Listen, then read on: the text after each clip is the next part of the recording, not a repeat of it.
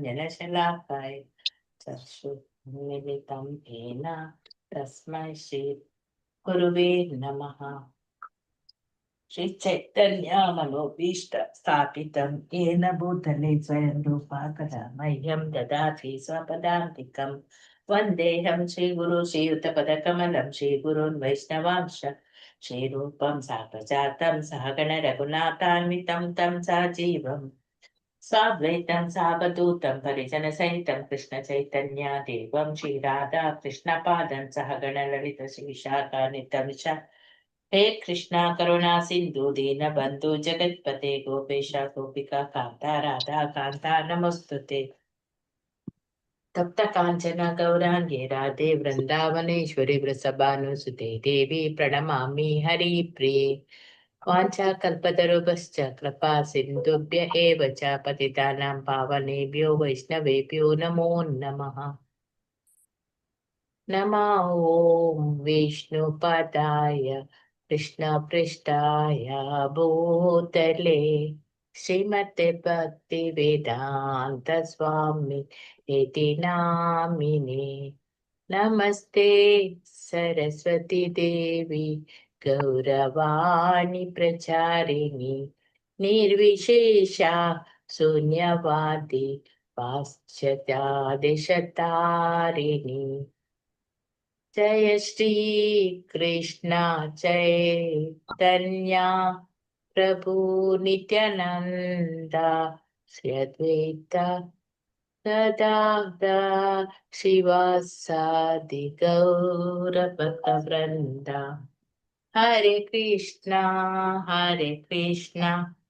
कृष्ण कृष्ण हरे हरे, हरे राम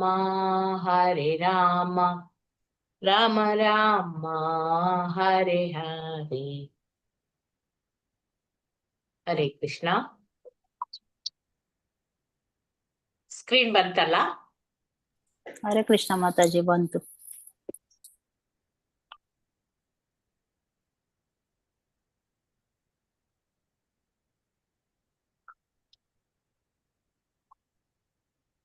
ಇಲ್ಲಿ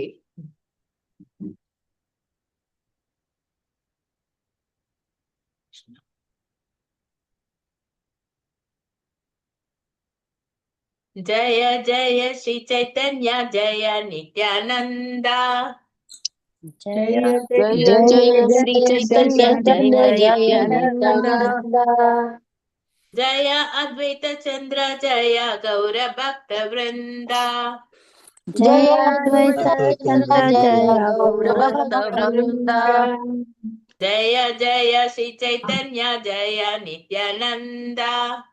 जय जय श्री चैतन्य जय नित्यानंद।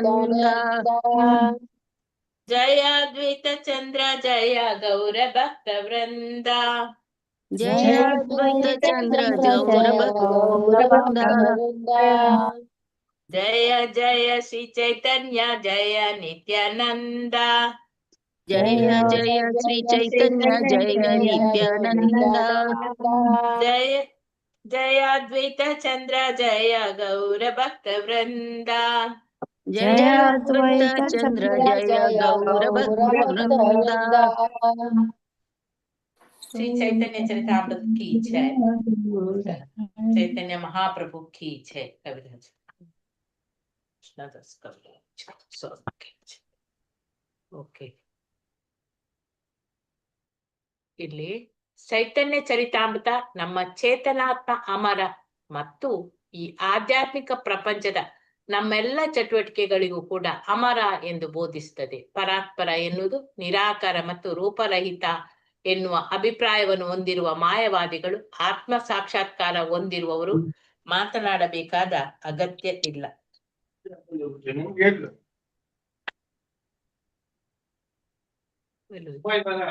ಎಂದು ಪ್ರತಿಪಾದಿಸುತ್ತಾರೆ.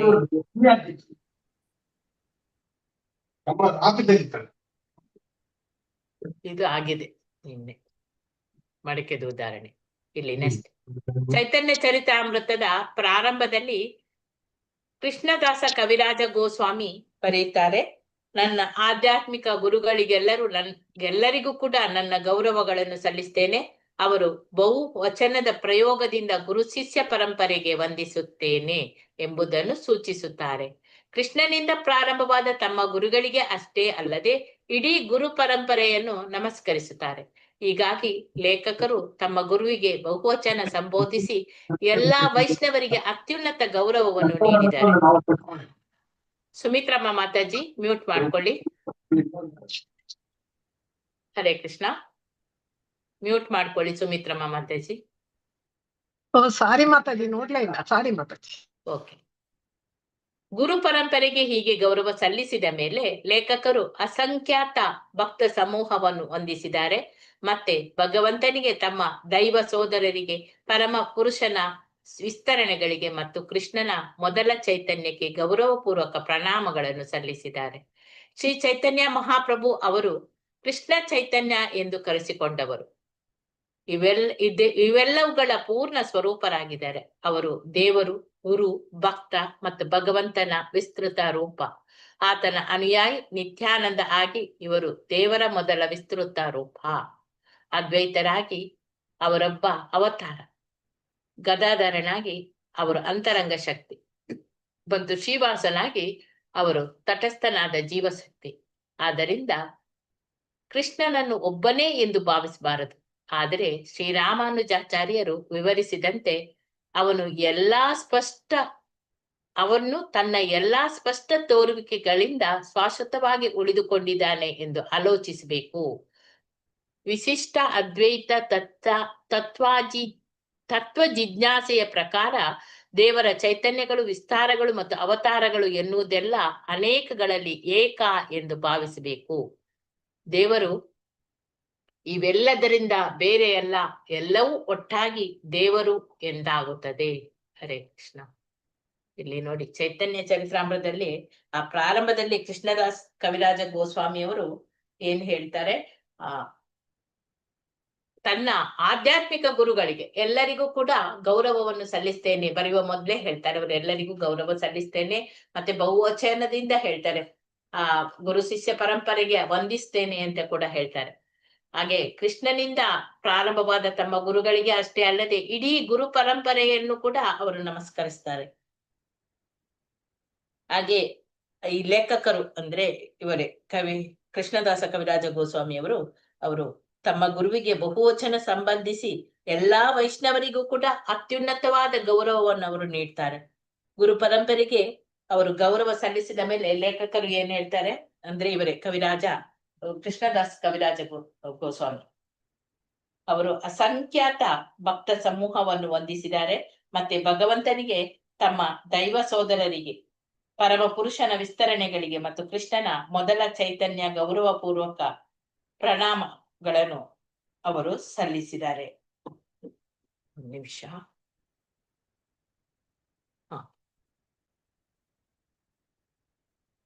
ಆಮೇಲೆ ಈ ಚೈತನ್ಯ ಮಹಾಪ್ರಭುಗಳು ಕೃಷ್ಣ ಚೈತನ್ಯ ಎಂದು ಕರೆಸಿಕೊಂಡವರು ಇವೆಲ್ಲವರುಗಳು ಪೂರ್ಣ ಸ್ವರೂಪವಾಗಿದ್ದಾರೆ ಭಗವಂತನ.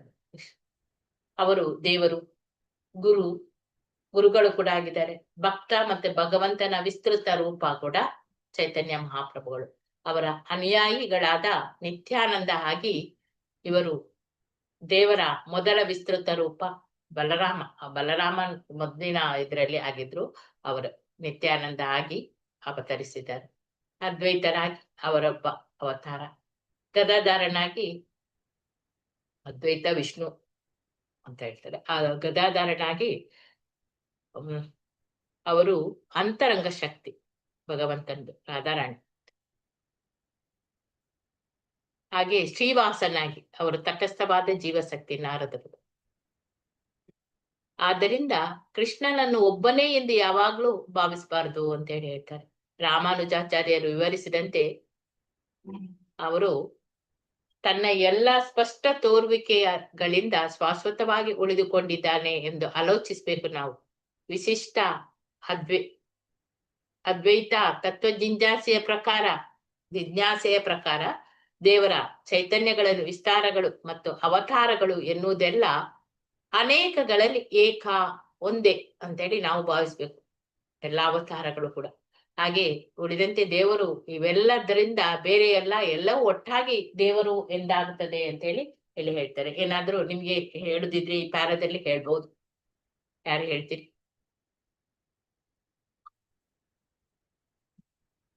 ಓಕೆ, ಇಲ್ಲದ್ರೆ ನೆಕ್ಸ್ಟಿಗೆ ಹೋಗೋಣ. ಹರೇ ಕೃಷ್ಣ. ಕೇಳ್ತದ ನಾನು ಮಾತನಾಡುದು? ಹಾ ಮಾತಾಜಿ ಕೇಳಿಸ್ತಿದೆ. ಓಕೆ, ಹಾಗಾದ್ರೆ ನೆಕ್ಸ್ಟಿಗೆ ಹೋಗೋಣ. ಹರೇ ಕೃಷ್ಣ ಮಾತಾಜಿ. ಹಾ. ವಿಶಿಷ್ಟಾದ್ವೈತ ತತ್ವ ಹ್ಮ್. ಅಂದ್ರೆ ರಾಮಾನುಜಾಚಾರ್ಯರು ಅವರ ಹಿನ್ನೆಲೆ ಏನು ಅಂತ ಹೇಳಿ ಅಂತ. ವಿಶಿಷ್ಟ ಅದ್ವೈತ ರಾಮಾನುಜಾಚಾರ್ಯರು ಎಲ್ಲಿದ್ದಾರೆ?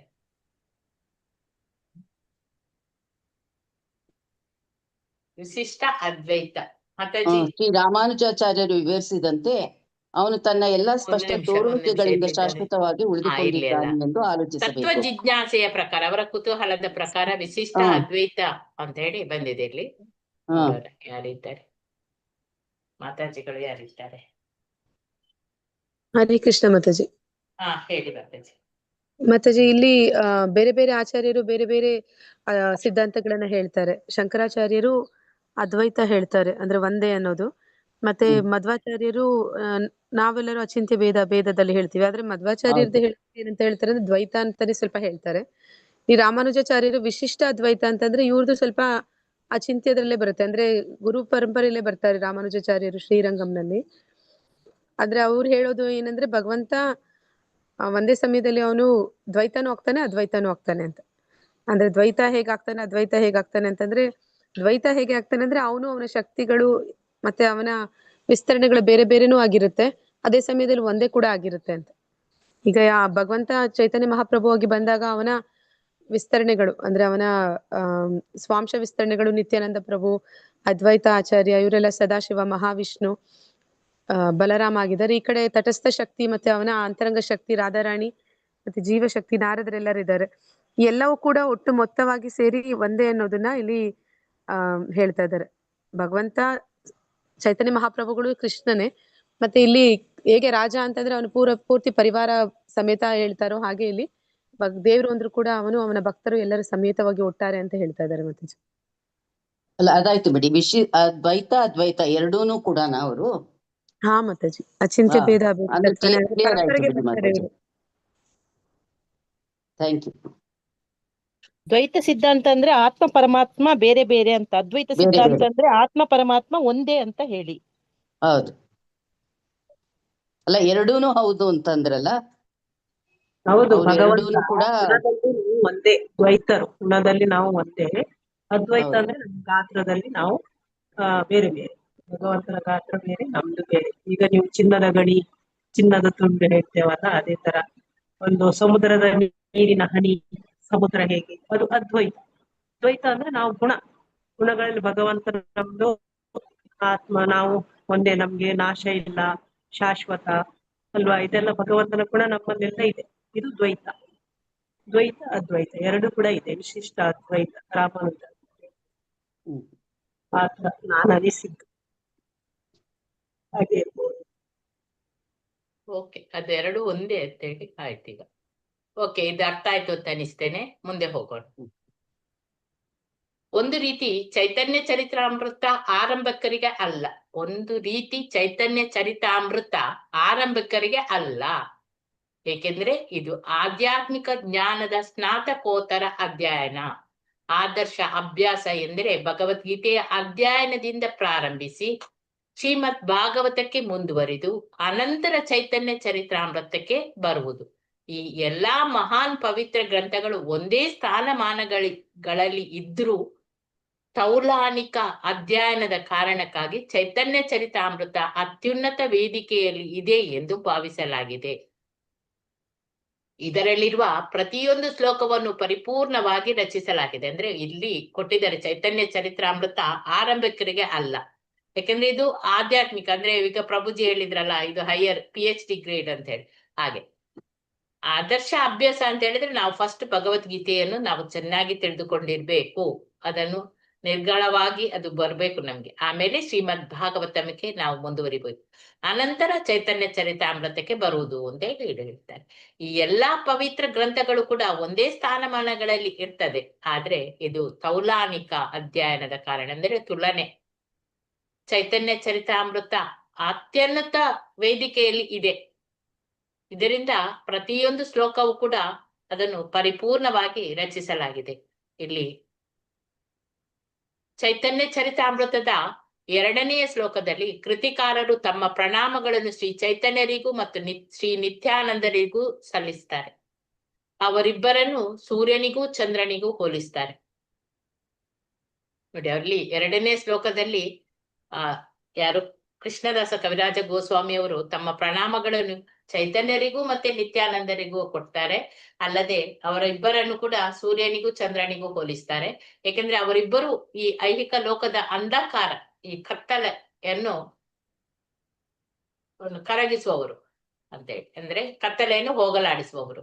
ಈ ವಿಷಯದಲ್ಲಿ ಸೂರ್ಯ ಮತ್ತೆ ಚಂದ್ರ ಇಬ್ಬರು ಕೂಡ ಜೊತೆಯಾಗಿ ಮೇಲೇರಿದ್ದಾರೆ. ಆದ್ದರಿಂದ ಅವರಿಬ್ಬರಿಗೂ ಕೂಡ ಪ್ರಣಾಮಗಳನ್ನು ಸಲ್ಲಿಸುವುದು ಕೂಡ ಇಲ್ಲಿ ಸೂಕ್ತ ಅಂತ ಹೇಳಿ ಇದರಲ್ಲಿ ಹೇಳಿದ್ದಾರೆ. ಇದು ಅರ್ಥ ಆಯ್ತಾ? ಇಷ್ಟು 2 ಪ್ಯಾರಾದಲ್ಲಿ ಸಿಂಪಲ್ ಇದೆ, ಆದ್ರಿಂದ ಇದು ಗೊತ್ತಿರ್ಬೋದು.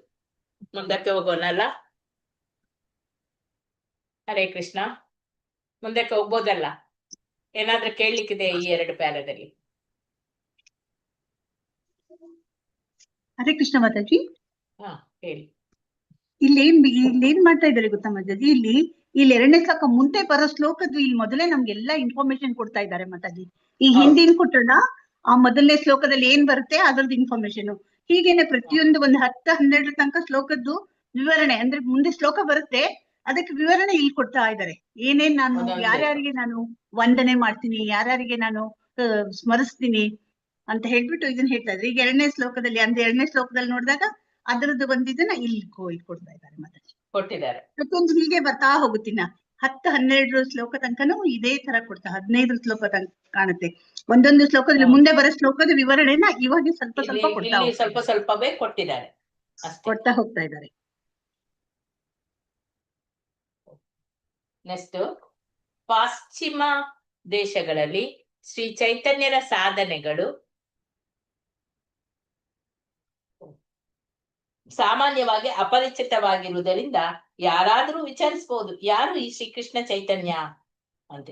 ಈ ಕೃತಿಯ ರಚನೆಕಾರರಾದ ಶ್ರೀಲಾ ಕೃಷ್ಣದಾಸ ಕವಿರಾಜ್ ಅವರು ಚೈತನ್ಯ ಚರಿತಾಮೃತದ, ನೋಡಿ ಇಲ್ಲಿ 3ನೇ ಶ್ಲೋಕ, ಈಗ ಮಾತಾಜಿ ಹೇಳಿದಾಗ 3ನೇ ಶ್ಲೋಕದಲ್ಲಿ ಇದಕ್ಕೆ ಉತ್ತರಗಳನ್ನು ಹೇಳಿದ್ದಾರೆ.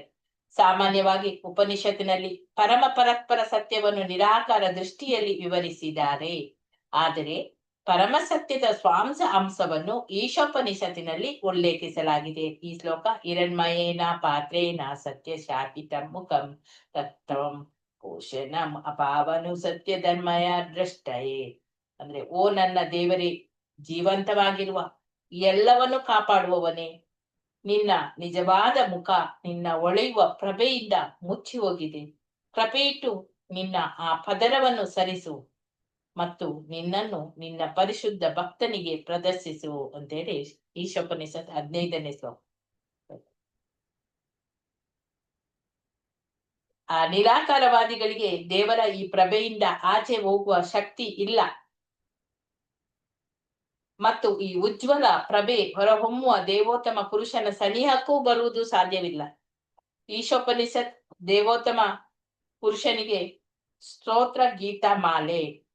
ಈಶೋಪನಿಷತ್ತೆ ದೇವೋತ್ತಮ ಪುರುಷನಿಗೆ ಸ್ತೋತ್ರ ಗೀತಾ ಮಾಲೆ. ನಿರಾಕಾರ ಬ್ರಹ್ಮನನ್ನು ನಿರಾಕರಿಸಿದೆ ಎಂದಲ್ಲ, ಇದನ್ನು ಕೂಡ ವರ್ಣಿಸಲಾಗಿದೆ. ಇಲ್ಲಿ ಬ್ರಹ್ಮನ್ ಶ್ರೀ ಚೈತನ್ಯರ ದೇಹದ ಪ್ರಜ್ವಲ ಪ್ರಭೆ ಎಂದು ಪ್ರಕಟಪಡಿಸಲಾಗಿದೆ. ಚೈತನ್ಯ ಚರಿತಾಮೃತದಲ್ಲಿ ಶ್ರೀ ಚೈತನ್ಯರೇ ಕೃಷ್ಣ ಎಂದು ನಾವು ಅರಿತುಕೊಳ್ತೇವೆ. ಬೇರೆ ಮಾತುಗಳಲ್ಲಿ ಹೇಳುವುದಾದರೆ ಶ್ರೀ ಕೃಷ್ಣ ಚೈತನ್ಯರ ನಿರಾಕಾರ ಬ್ರಹ್ಮನ್ನ ಮೂಲಾಧಾರ. ಬೇರೆ ಮಾತುಗಳಲ್ಲಿ ಹೇಳುವುದಾದ್ರೆ ಶ್ರೀಕೃಷ್ಣ, ಒಂದ್ ನಿಮಿಷ, ಶ್ರೀಕೃಷ್ಣ ಚೈತನ್ಯರೇ ನಿರಾಕಾರ ಬ್ರಹ್ಮನ್ನ ಮೂಲಾಧಾರ. ಪ್ರತಿಯೊಂದು ಜೀವಂತ ಅಸ್ತಿತ್ವದ ಹೃದಯಾಂತರಾಳದಲ್ಲಿ ಮತ್ತು ಬ್ರಹ್ಮಾಂಡದಲ್ಲಿರುವ ಎಲ್ಲ ಅಣುಗಳಲ್ಲಿಯೂ ಇರುವ ಪರಮಾತ್ಮ ಶ್ರೀ ಚೈತನ್ಯರು ಬ್ರಹ್ಮನ್ ಮತ್ತು ಎಲ್ಲೆಡೆಯೂ ಆವರಿಸಿರುವ ಪರಮಾತ್ಮ ಇವರಿಬ್ಬರ ಇರುವಿಕೆಯ ಮೂಲವಾಗಿರುವುದರಿಂದ ದೇವೋತ್ತಮ ಪುರುಷ ಎನಿಸಿಕೊಂಡಿದ್ದಾರೆ. ಅಂತೆಯೇ ಅವರು ಐಶ್ವರ್ಯ, ಕೀರ್ತಿ, ಸಾಮರ್ಥ್ಯ, ಸೌಂದರ್ಯ, ಜ್ಞಾನ ಮತ್ತು ತ್ಯಾಗ ಎನ್ನುವ 6 ಪರಿಪೂರ್ಣತೆಗಳಿಂದ ಸಮೃದ್ಧರಾಗಿದ್ದಾರೆ. ಒಟ್ಟಿನಲ್ಲಿ ಅವರೇ ಕೃಷ್ಣ, ಅವರು ಮತ್ತು ದೇವರು, ಮತ್ತು ಅವರಿಗೆ ಯಾವುದೂ ಸಮವಾದದ್ದು ಅಥವಾ ದೊಡ್ಡದು ಅಲ್ಲ ಎಂದು ನಾವು ತಿಳಿದುಕೊಳ್ಳಬೇಕು. ಉತ್ಕೃಷ್ಟ ಎಂದು ಕಲ್ಪಿಸಿಕೊಳ್ಳುವಂಥದ್ದು ಬೇರೆ ಯಾವುದೂ ಇಲ್ಲ, ಆತನೇ ಪರಮ ಪುರುಷ.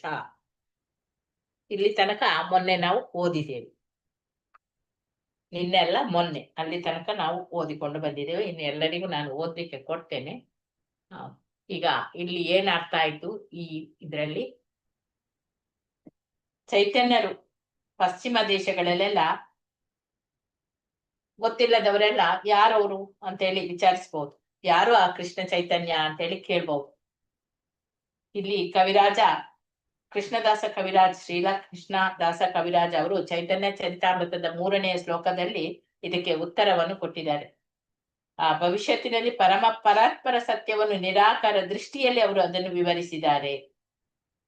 ಈಶೋಪನಿಷತ್ತಿನಲ್ಲಿ ಕೂಡ ಈ ರೀತಿ ಹೇಳಿದ್ದಾರೆ. ಅಂದ್ರೆ ಜೀವಂತವಾಗಿ, ಓ ನನ್ನ ದೇವರೇ, ಜೀವಂತವಾಗಿರುವ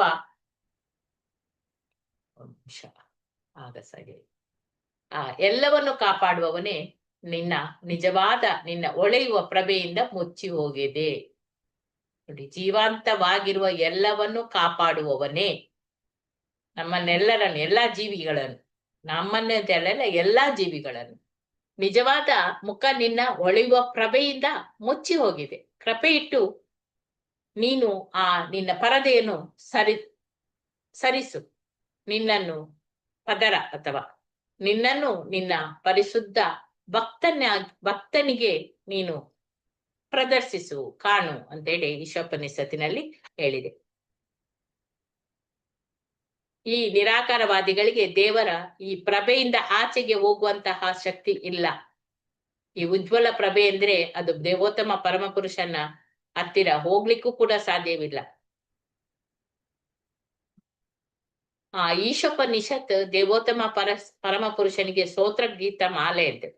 ನಿರಾಕಾರ ಬ್ರಹ್ಮನನ್ನು ನಿರಾಕರಿಸಿದೆ ಎಂದಲ್ಲ, ಇದನ್ನು ಕೂಡ ಇಲ್ಲಿ ವರ್ಣಿಸಲಾಗಿದೆ. ಬ್ರಹ್ಮನ್ ಶ್ರೀ ಚೈತನ್ಯರ ದೇಹದ ಪ್ರಜ್ವಲ ಪ್ರಭೆ ಎಂದು ಪ್ರಕಟಪಡಿಸಲಾಗಿದೆ. ಚೈತನ್ಯ ಚರಿತಾಮೃತದಲ್ಲಿ ಶ್ರೀ ಚೈತನ್ಯರೇ ಕೃಷ್ಣ ಅಂತೇಳಿ ನಾವು ತಿಳಿದುಕೊಳ್ತೇವೆ. ಹೌದಾ? ಬೇರೆ ಮಾತುಗಳಲ್ಲಿ ಹೇಳುವುದಾದ್ರೆ ಶ್ರೀ ಕೃಷ್ಣ ಚೈತನ್ಯರೇ ನಿರಾಕಾರ, ಬ್ರಹ್ಮನ್ನ ಮೂಲ ಆಧಾರ. ಶ್ರೀ ಕೃಷ್ಣ ಚೈತನ್ಯರೇ ನಿರಾಕಾರ, ಬ್ರಹ್ಮನ್ನ ಮೂಲ ಆಧಾರ. ಪ್ರತಿಯೊಂದು ಜೀವದ ಅಸ್ತಿತ್ವದ ಹೃದಯ ಅಂತರಾಳದಲ್ಲಿ ಮತ್ತೆ ಬ್ರಹ್ಮಾಂಡದಲ್ಲಿರುವ ಎಲ್ಲಾ ಅಣುಗಳಿಗೂ ಕೂಡ ಇರುವಂತಹ ಪರಮಾತ್ಮ ಚೈತನ್ಯರು ಬ್ರಹ್ಮನ್ ಮತ್ತು ಎಲ್ಲೆಡೆ ಇಲ್ಲಿ ಕೂಡ ಆವರಿಸಿರುವ ಪರಮಾತ್ಮ ಇವರಿಬ್ಬರ ಇರುವಿಕೆಯ ಮೂಲವಾಗಿರುವುದರಿಂದ ಅವರು ದೇವೋತ್ತಮ ಪರಮ ಪುರುಷ ಅಂತ ಹೇಳಿ ಎನಿಸಿಕೊಂಡಿದ್ದಾರೆ. ಅಂತೆಯೇ ಅವರಲ್ಲಿ ಷಡೈಶ್ವರ್ಯಗಳು ಯಾವುದು?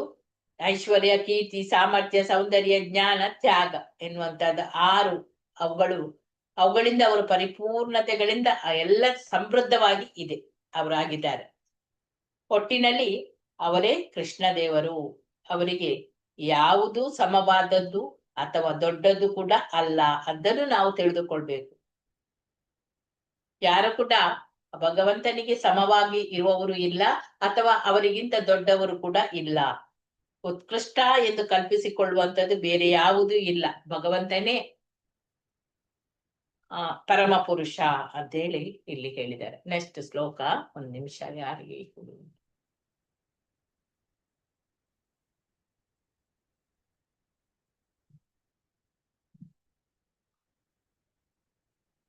ಭವಾನಿ ರಂಗಸ್ವಾಮಿ ಮಾತಾಜಿ ಮೊನ್ನೆ ಓದಿದ್ದೀರಾ ನೀವು? ಇಲ್ಲ ಓದಿ ಮಾತಾಜಿ, 1 ಪ್ಯಾರ್. 1 ನಿಮಿಷ ಸ್ಕ್ರೀನ್ ತರ್ತೇನೆ, ಓದಿ.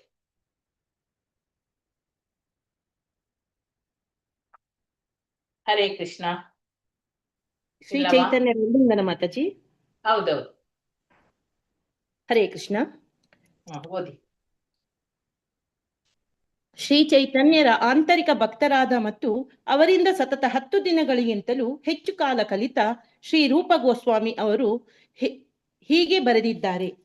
ನಮೋ ಮಹಾವದನ್ಯಾಯ ಕೃಷ್ಣ ಪ್ರೇಮ ಪ್ರದಾಯತೆ ಕೃಷ್ಣಾಯ ಕೃಷ್ಣ ಚೈತನ್ಯ ನಾಮ್ನೇ ಗೌರದ್ವಿಸೇ ನಮಃ.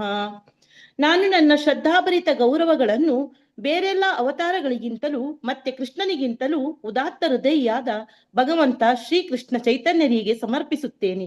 ಏಕೆಂದರೆ ಅವರು ಯಾರೂ ಕೊಡದಷ್ಟನ್ನು ಬೇಕಾದ ಹಾಗೆ ಕೊಡುತ್ತಿದ್ದಾರೆ. ಪರಿಶುದ್ಧ ಕೃಷ್ಣ ಪ್ರೀತಿ ಹರಿಸುತ್ತಿದ್ದಾರೆ. ಶ್ರೀ ಚೈತನ್ಯರ ಬೋಧನೆಗಳು ಕೃಷ್ಣನಿಗೆ ಸಂಪೂರ್ಣವಾಗಿ ಶರಣಾಗತವಾಗುವ ಕ್ಷಣದಿಂದ ಪ್ರಾರಂಭವಾಗುತ್ತವೆ. ಅವರು ಕರ್ಮಯೋಗ ಅಥವಾ ಜ್ಞಾನಯೋಗದ ಮೂಲಕ ದಾರಿಯನ್ನು ಹುಡುಕುವುದಿಲ್ಲ, ಆದರೆ ಐಹಿಕ ಅಸ್ತಿತ್ವದ ಅಂಚಿನಿಂದ ಪ್ರಾರಂಭಿಸುತ್ತಾರೆ. ಐಹಿಕ ನಂಟನ್ನು ಬಿಟ್ಟುಕೊಡುವ ಹಂತದಿಂದ ಪ್ರಾರಂಭಿಸುತ್ತಾರೆ. ಭಗವದ್ಗೀತೆಯಲ್ಲಿ ಕೃಷ್ಣ ತನ್ನ ಬೋಧನೆಗಳಲ್ಲಿ ಆತ್ಮವನ್ನು ಭೌತ ವಸ್ತುವಿನಿಂದ ಪ್ರತ್ಯೇಕಿಸಿ ನೋಡಿಯೇ ಪ್ರಾರಂಭಿಸುತ್ತಾನೆ ಮತ್ತು ಗೀತೆಯ 18ನೇ ಅಧ್ಯಾಯವನ್ನು ಭಕ್ತಿಯಿಂದ ಆತ್ಮ ತನಗೆ ಶರಣಾಗುವುದರೊಂದಿಗೆ ಮುಕ್ತಾಯಗೊಳಿಸುತ್ತಾನೆ.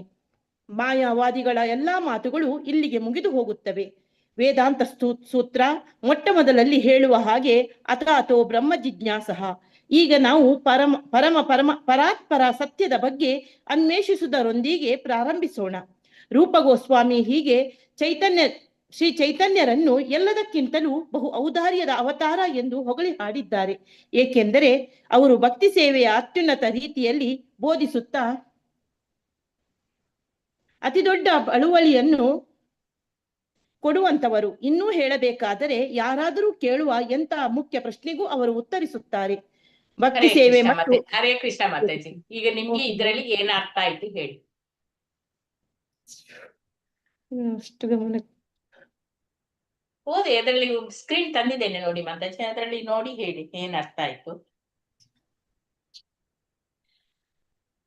ಓಕೆ, ಬೇರೆ ಯಾರಾದ್ರೂ ವಿವರಿಸಬಹುದು ಅಥವಾ ಏನು ಒಂದೆರಡು ವಾಕ್ಯವಾದ್ರೂ ಬರುದಿಲ್ಲವಾ ಮಾತಾಜಿ? ಬರ್ತದೆ ಮಾತಾಜಿ. ಅದನ್ನ ಎಷ್ಟು ಅರ್ಥ ಆಯ್ತು ಅಂತ ಹೇಳಿ. ಅಂದ್ರೆ ರೂಪ ಗೋಸ್ವಾಮಿ ಅವರು ಶ್ರೀ ಚೈತನ್ಯರ ಆಂತರಿಕ ಭಕ್ತರಾಗಿರ್ತಾರೆ, ಅಂದ್ರೆ ಬಹಳ ಶುದ್ಧ ಭಕ್ತರಾಗಿರ್ತಾರೆ. ಅವರು ರೂಪ ಗೋಸ್ವಾಮಿ ಅವರು ಈ ನಮೋ ಮಹಾವದನ್ಯಾಯ ಕೃಷ್ಣ ಪ್ರೇಮ ಪ್ರದಾಯತೆ ಕೃಷ್ಣಾಯ ಕೃಷ್ಣ ಚೈತನ್ಯ ನಾಮ್ನೆ ಗೌರ ದ್ವಿಸೇ ನಮಃ ಎಂಬ ಈ ಮಂತ್ರವನ್ನು ಬರೆದಿದ್ದಾರೆ. ಅಂದ್ರೆ ನಾನು ನನ್ನ ಎಲ್ಲಾ ಶ್ರದ್ಧಾಭರಿತ ಗೌರವಗಳನ್ನು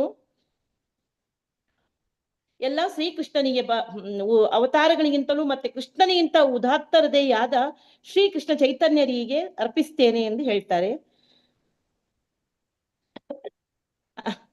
ಹಾಗೆ ಓಕೆ ಮಾತಾಜಿ, ಬೇರೆ ಯಾರಾದ್ರೂ ಹೇಳ್ತೀರಾ? ಹರೇ ಕೃಷ್ಣ ಮಾತಾಜಿ, ಹೇಳ್ಬೋದಾ? ಹೇಳಿ ಮಾತಾಜಿ. ಅಂದ್ರೆ ಇಲ್ಲಿ ಚೈತನ್ಯ ಮಹಾಪ್ರಭುಗಳು ಮಹಾ ಕರುಣೆಯ ಅವತಾರ ಅಂತ ಹೇಳ್ತಾರೆ. ಯಾಕೆ ಹೇಳ್ತಾರೆ ಅಂದ್ರೆ ಭಗವಂತ ಕೃಷ್ಣನ ಏನ್ ಹೇಳ್ದ, ಸರ್ವಧರ್ಮಾನ್ ಪರಿತ್ಯಜ್ಯ ಮಾಮೇಕಂ ಶರಣಂ ವ್ರಜ ಅಹಂ ತ್ವಾಂ ಸರ್ವ ಪಾಪೇಭ್ಯೋ ಮೋಕ್ಷಯಿಷ್ಯಾಮಿ ಮಾ ಶುಚಃ. ಎಲ್ಲ ಧರ್ಮಗಳನ್ನು ತ್ಯಜಿಸಿ ನನ್ನಲ್ಲಿ ಶರಣಾಗತನಾಗುವಂತ ಒಂದು ಇದು ಷರತ್ತು ಅಲ್ವಾ. ಆಗ ನಾನು ನಿನ್ನ ಪಾಪಗಳನ್ನ ಕ್ಷಮಿಸಿ ಬಿಡ್ತೇನೆ, ಅದನ್ನ ಪಾಪಗಳನ್ನು ಇಲ್ಲವಾಗಿಸ್ತೇನೆ ಅಂತ ಹೇಳ್ತಾನೆ. ಆದ್ರೆ ಇಲ್ಲಿ ಚೈತನ್ಯ ಮಹಾಪ್ರಭುಗಳು ಆ ತರದ್ ಏನು ಹೇಳುವುದಿಲ್ಲ. ಅವರು ಎಲ್ಲರಿಗೂ ಕೃಷ್ಣ ಪ್ರೇಮವನ್ನು ಕೊಡ್ತಾ ಇದ್ದಾರೆ. ಅತ್ಯಂತ ಉನ್ನತವಾದ ಒಂದು ಕೊಡುಗೆಯನ್ನ ಕೊಡ್ಲಿಕ್ಕೆ ಬಂದಿದ್ದಾರೆ. ಅವ್ರು ಎಲ್ಲರಿಗೂ ಕೊಡ್ತಾ ಇದ್ದಾರೆ. ಅದಕ್ಕೆ ಮಹಾ ಕರುಣೆಯ ಅವತಾರ ಅಂತ ರೂಪ ಗೋಸ್ವಾಮಿಗಳು ಅವ್ರಿಗೆ ಹೇಳ್ತಾರೆ. ಸೊ ಇದು ಬಹಳ ಮುಖ್ಯವಾದದ್ದು. ಯಾಕೆಂದ್ರೆ ಇಲ್ಲಿವರೆಗೂ ಯಾರು ಕೊಟ್ಟಿಲ್ಲ, ಅದನ್ನ ಕೊಡ್ತಾ ಇದ್ದಾರೆ. ಮತ್ತೆ ಇಲ್ಲಿ ಭಗವದ್ಗೀತೆಗೂ ಚೈತನ್ಯ ಚರಿತಾಮೃತಗೂ ಏನು ವ್ಯತ್ಯಾಸ ಅಂತ ಹೇಳ್ತಾ ಇದ್ದಾರೆ. ಚೈತನ್ಯ ಚರಿತಾಮೃತ ಹೇಳುದು ತುಂಬಾ ಮುಂದುವರಿದ ಭಕ್ತರಿಗೆ, ಭಗವದ್ಗೀತೆ ಆರಂಭಿಕ ಭಕ್ತರಿಗೆ. ಯಾಕೆಂದ್ರೆ ಭಗವದ್ಗೀತೆಯಲ್ಲಿ ಅಲ್ಲಿ ಎಲ್ಲವನ್ನೂ ಹೇಳ್ತಾರೆ. ಕರ್ಮಯೋಗ, ಜ್ಞಾನಯೋಗ, ಭಕ್ತಿ ಯೋಗ ಇದೆಲ್ಲವನ್ನು ತಿಳಿಸಿ ಕೊನೆಗೆ ಭಕ್ತಿ ಯೋಗದ ಶ್ರೇಷ್ಠತೆಯನ್ನ ಕೃಷ್ಣ ತಿಳಿಸ್ಕೊಡ್ತಾನೆ. ಮತ್ತೆ ನೀನು ಶರಣಾಗೋ ಹೇಳ್ತಾನೆ. ಇದು ಕೊನೆಯ ಒಂದು ಸಂದೇಶ. ಅಲ್ಲಿ ಮಾಯಾವಾದಿಗಳು ಬ್ರಹ್ಮನ್ ಸಾಕ್ಷಾತ್ಕಾರ ಹಾಕೊಂಡು ನನ್ನ ದೇಹ ಅಲ್ಲ, ನಾನು ಆತ್ಮಜ್ಞಾನವನ್ನು ಹೇಳಿರ್ತಾರೆ. ಸೊ ಅಲ್ಲಿಗೆ ಅವ್ರದ್ದು ಎಂಡ್ ಆಗ್ಬಿಡತ್ತೆ. ಆದರೆ ಭಕ್ತರು ಭಕ್ತಿ ಸೇವೆಯನ್ನ ಮಾಡ್ತಾರೆ ಅಂತ ಅಲ್ಲಿ ಪ್ರಾರಂಭ ಆಗತ್ತೆ. ಅಲ್ಲಿಗೆ ಅದು ಭಗವದ್ಗೀತೆ ಮುಗಿಯುತ್ತೆ. ಆದರೆ ಚೈತನ್ಯ ಚರಿತಾಮೃತ ಅಲ್ಲಿಂದ ಶರಣಾಗತನಾಗಿದ್ದಾನೆ ವ್ಯಕ್ತಿ, ಅಲ್ಲಿಂದ ಪ್ರಾರಂಭ ಆಗತ್ತೆ.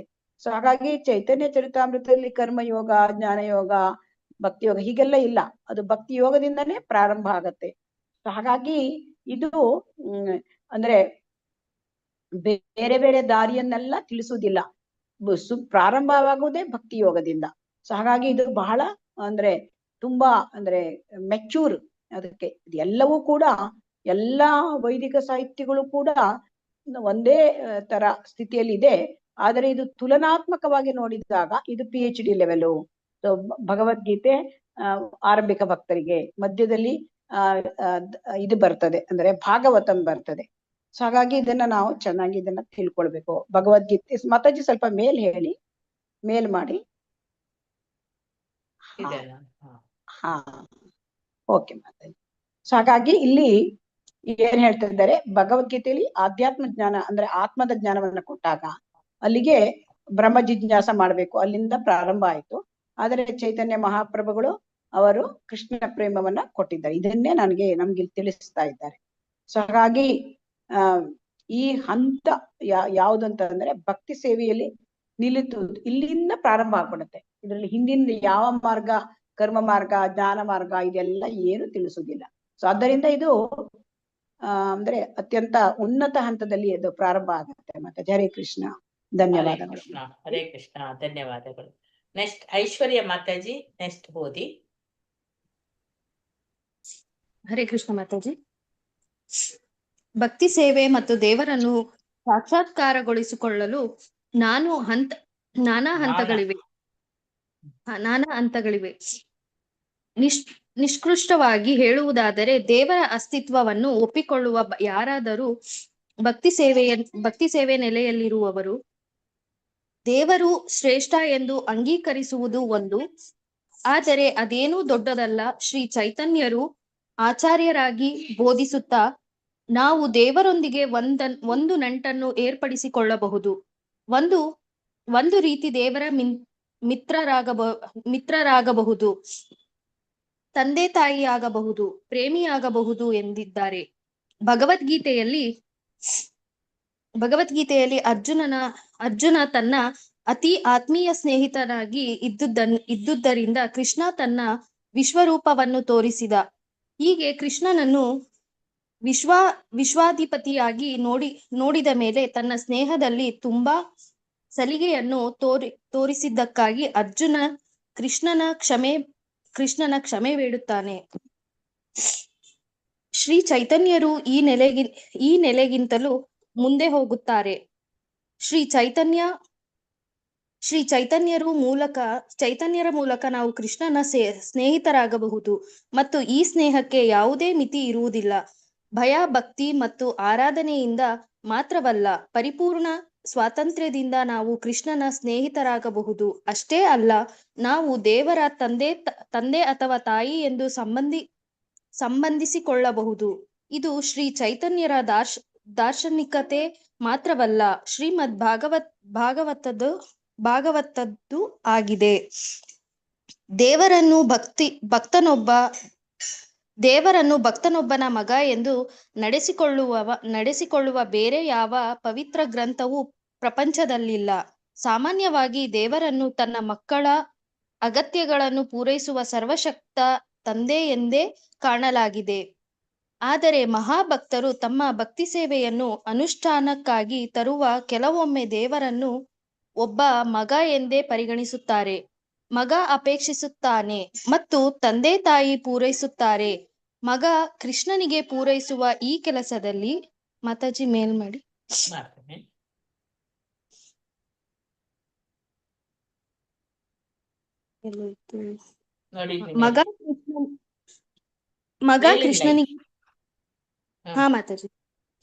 ಮಗ ಕೃಷ್ಣನಿಗೆ ಪೂರೈಸುವ ಈ ಕೆಲಸದಲ್ಲಿ ಭಕ್ತ ಒಬ್ಬ ತಂದೆ ಅಥವಾ ತಾಯಿಯ ಹಾಗೆ ಆಗಿ ಹೋಗುತ್ತಾನೆ. ದೇವರಿಂದ ಪಡೆದುಕೊಳ್ಳುವ ಬದಲು ನಾವು ದೇವರಿಗೆ ಕೊಡುತ್ತೇವೆ. ಇಂಥದ್ದೊಂದು ಸಂಬಂಧದ ಕಾರಣದಿಂದಲೇ ಕೃಷ್ಣನ ತಾಯಿ ಯಶೋಧ ದೇವರಿಗೆ ಹೇಳುತ್ತಾಳೆ, ಇಗೋ ಇದನ್ನು ತಿನ್ನು, ಇಲ್ಲವಾದರೆ ನೀನು ಸಾಯುತ್ತೀಯ, ಚೆನ್ನಾಗಿ ತಿನ್ನು. ಈ ರೀತಿಯಾಗಿ ಕೃಷ್ಣ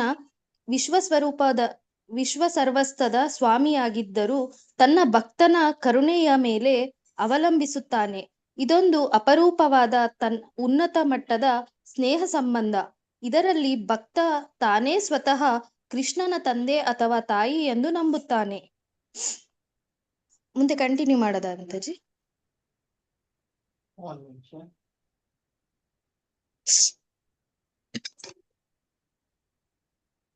ಸಾಕು ಮಾತಾಜಿ. ಇದೇನಾಯ್ತು ಈಗ? ಏನ್ ಅರ್ಥ ಮಾಡಿಕೊಂಡ್ರಿ? ಓಕೆ, ಬೇರೆ ಮಾತಾಜಿ ಯಾರಾದ್ರೂ ಹೇಳ್ಬೋದು ಏನರ್ಥ? ಅಂದ್ರೆ ಮಾತಾಜಿ ಆಗ್ಲೇ ಮುಂದುವರೆದ ಹಾಗೆ ಭಗವದ್ಗೀತೆ ಅನ್ನೋದು ಪ್ರಾರಂಭಿಕ ಹಂತ, ಜ್ಞಾನ ಕೊಡುವಂತದ್ದು. ಆಮೇಲೆ ಕೊನೆಯಲ್ಲಿ ಭಗವಂತ ಶರಣಾಗತಿನ ಹೇಳ್ತಾನೆ.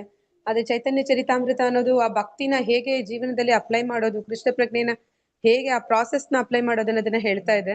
ಅದರ ಉನ್ನತ ಘಟ್ಟನ ಹೇಳ್ತಾ ಇದ್ದಾರೆ. ಅಂದ್ರೆ ಇಲ್ಲಿ ದೇವ್ರು ಅಂತಂದ್ರೆ ನಾವ್ ಅನ್ಕೊಂತಾ ಇದ್ವಿ ಯಾರ್ ದೇವ್ರು ಅನ್ನೋದು ಫಸ್ಟ್ ನಮ್ಗೆ ಕ್ವಶನ್. ದೇವತೆಗಳನ್ನೆಲ್ಲ ದೇವ್ರು ಅಂತ ಪೂಜೆ ಮಾಡ್ತಾ ಇದ್ದವ್ರಿಗೆ ಕೃಷ್ಣನೇ ದೇವ್ರು ಅಂತ ತೋರಿಸಿದ್ದಾಯ್ತು. ಈಗ ಆ ಕೃಷ್ಣನ ಜೊತೆ ನಮ್ಮ ಸಂಬಂಧ ಯಾವ ರೀತಿ ಇರುತ್ತೆ ಅನ್ನೋದನ್ನ ಹೇಳ್ತಾ ಇದ್ದಾರೆ. ಅಂದ್ರೆ ನಾವು ದೇವ್ರು ಅಂತ ಅಂದ್ಮೇಲೂ ಕೂಡ ಅವ್ನ್ ದೊಡ್ಡವನು ನಾನ್ ಚಿಕ್ಕವನು, ಅವ್ನ್ ನನ್ಗೆ ನೋಡ್ಕೋಬೇಕು ಅನ್ನೋದು ನಮ್ಗಿರುತ್ತೆ. ಯಾವಾಗ್ಲೂ ನಾವು ಹೋಗಿ ಅಲ್ಲಿ ಕೇಳ್ಕೊಳ್ಳೋದು ಹಾಗೆ ಇರುತ್ತೆ. ಆದ್ರೆ ಈ ಭಕ್ತರ ವಿಷಯ ಹೇಗಿರುತ್ತೆ ಅಂತಂದ್ರೆ ಭಕ್ತರು ಅವನ್ಗೆ ತಂದೆ ತಾಯಿ ಆಗ್ತಾರೆ, ಅವನ್ನ ನೋಡ್ಕೋತಾರೆ, ಅವನ್ಗೆ ಏನ್ ಬೇಕು ಏನ್ ಬೇಡ ಅದನ್ನ ಆ ಪ್ರೀತಿ ಸಂಬಂಧವನ್ನ ಇಲ್ಲಿ ಹೇಳ್ತಾ ಇದ್ದಾರೆ. ಅಂದ್ರೆ ಇದು ಉನ್ನತ ಮಟ್ಟದ ಕೃಷ್ಣ ಪ್ರಜ್ಞೆ. ಅಲ್ಲಿ ಈ ತರ ಒಂದು ಪ್ರೀತಿ ವಿನಿಮಯ ಅನ್ನೋದಿರುತ್ತೆ ರಸಗಳಲ್ಲಿ ಅನ್ನೋದನ್ನ ಹೇಳ್ತಾ ಇದ್ದಾರೆ ಮಾತಾಜಿ. ಹರೇ ಕೃಷ್ಣ. ಹರೇ ಕೃಷ್ಣ ಮಾತಾಜಿ, ಹೇಳ್ಬೋದಾ? ಹೇಳಿ ಮಾತಾಜಿ. ಅಂದ್ರೆ ಇಲ್ಲಿ ನಾವು ದೇವರು ಅಂದ್ಕೊಳ್ಳೆ ದೊಡ್ಡವನು. ಈಗ ಹಿಂದೆ ನಾವು ಒಂದು ಪ್ಯಾರದಲ್ಲಿ ಓದಿದ್ದೇವೆ, ದೇವರು ದೊಡ್ಡವನು, ಅವನು ಅಸಮೌರ್ಧ್ವ, ಅವನಿಗೆ ಸಮನಾರು ಯಾರು ಇಲ್ಲ, ಅವನಿಗಿಂತ ಮೇಲೆ ಕೂಡ ಯಾರು ಇಲ್ಲ. ಸೊ ಅಂದ್ಮೇಲೆ ಭಯ, ಭಕ್ತಿ, ಗೌರವ ಇದೆಲ್ಲ ಬಂದ್ಬಿಡುತ್ತೆ ಭಾವನೆ ಅಲ್ವಾ. ಆದ್ರೆ ಇಲ್ಲಿ ಚೈತನ್ಯ ಮಹಾಪ್ರಭುಗಳು ಅದರಿಗಿಂತ ಮೇಲಿನ ಒಂದು ಇದಕ್ಕೆ ಹಂತಕ್ಕೆ ನಮ್ಮನ್ನು ತೆಗೆದುಕೊಂಡು ಹೋಗ್ತಾರೆ. ದೇವರು ಅಷ್ಟು ಅಸಮೌರ್ಧ್ವ, ಅಷ್ಟೊಂದು ಉನ್ನತ ಹಂತದಲ್ಲಿದ್ರು ಕೂಡ ಜೀವಿಗಳ ಜೊತೆ ತನ್ನ ಸಂಬಂಧವನ್ನು ಇಟ್ಕೊಳ್ತಾನೆ ಭಕ್ತರ ಜೊತೆ. ಇದನ್ನ ನಮಗೆ ತಿಳಿಸ್ತಾರೆ. ಅದರಲ್ಲಿ ಮುಖ್ಯವಾಗಿ ಇಲ್ಲಿ ಸಖ್ಯ ಮತ್ತು ವಾತ್ಸಲ್ಯದ ಬಗ್ಗೆ ಇಲ್ಲಿ ಹೇಳಿದ್ದಾರೆ. ಸೊ ಹಾಗಾಗಿ ಭಗವಂತ ಅವನನ್ನು ಅಷ್ಟು ಸಲಿಗೆಯಿಂದ ಇಲ್ಲಿ ಗೋಪ ಬಾಲಕರು ಕೈಗೆ ಅವನಿಗೆ ಹೆಗಲ ಮೇಲೆ ಇಟ್ಕೊಂಡು ಹೋಗೋದು, ಗೋಪ ಬಾಲಕರನ್ನು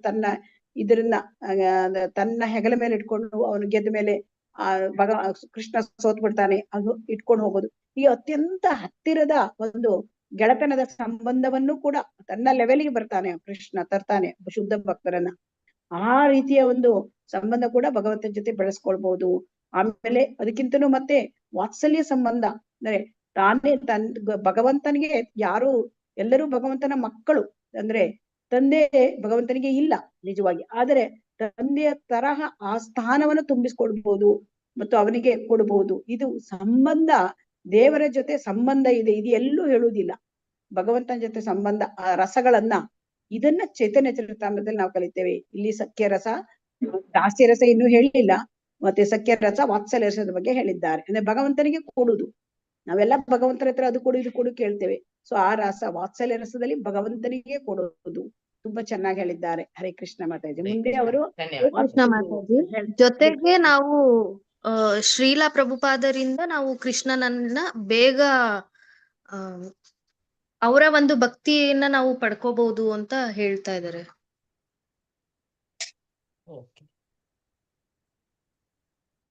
ನೆಕ್ಸ್ಟ್ ಬಿ ಮಲ್ಲಜಮ್ಮ ಮಾತಾಜಿ ಓದಿ.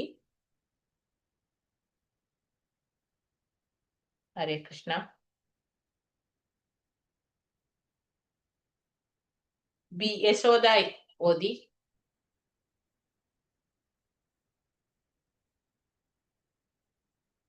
ಓಕೆ, ಭವ್ಯ ಮಾತಾಜಿ ಓದಿ.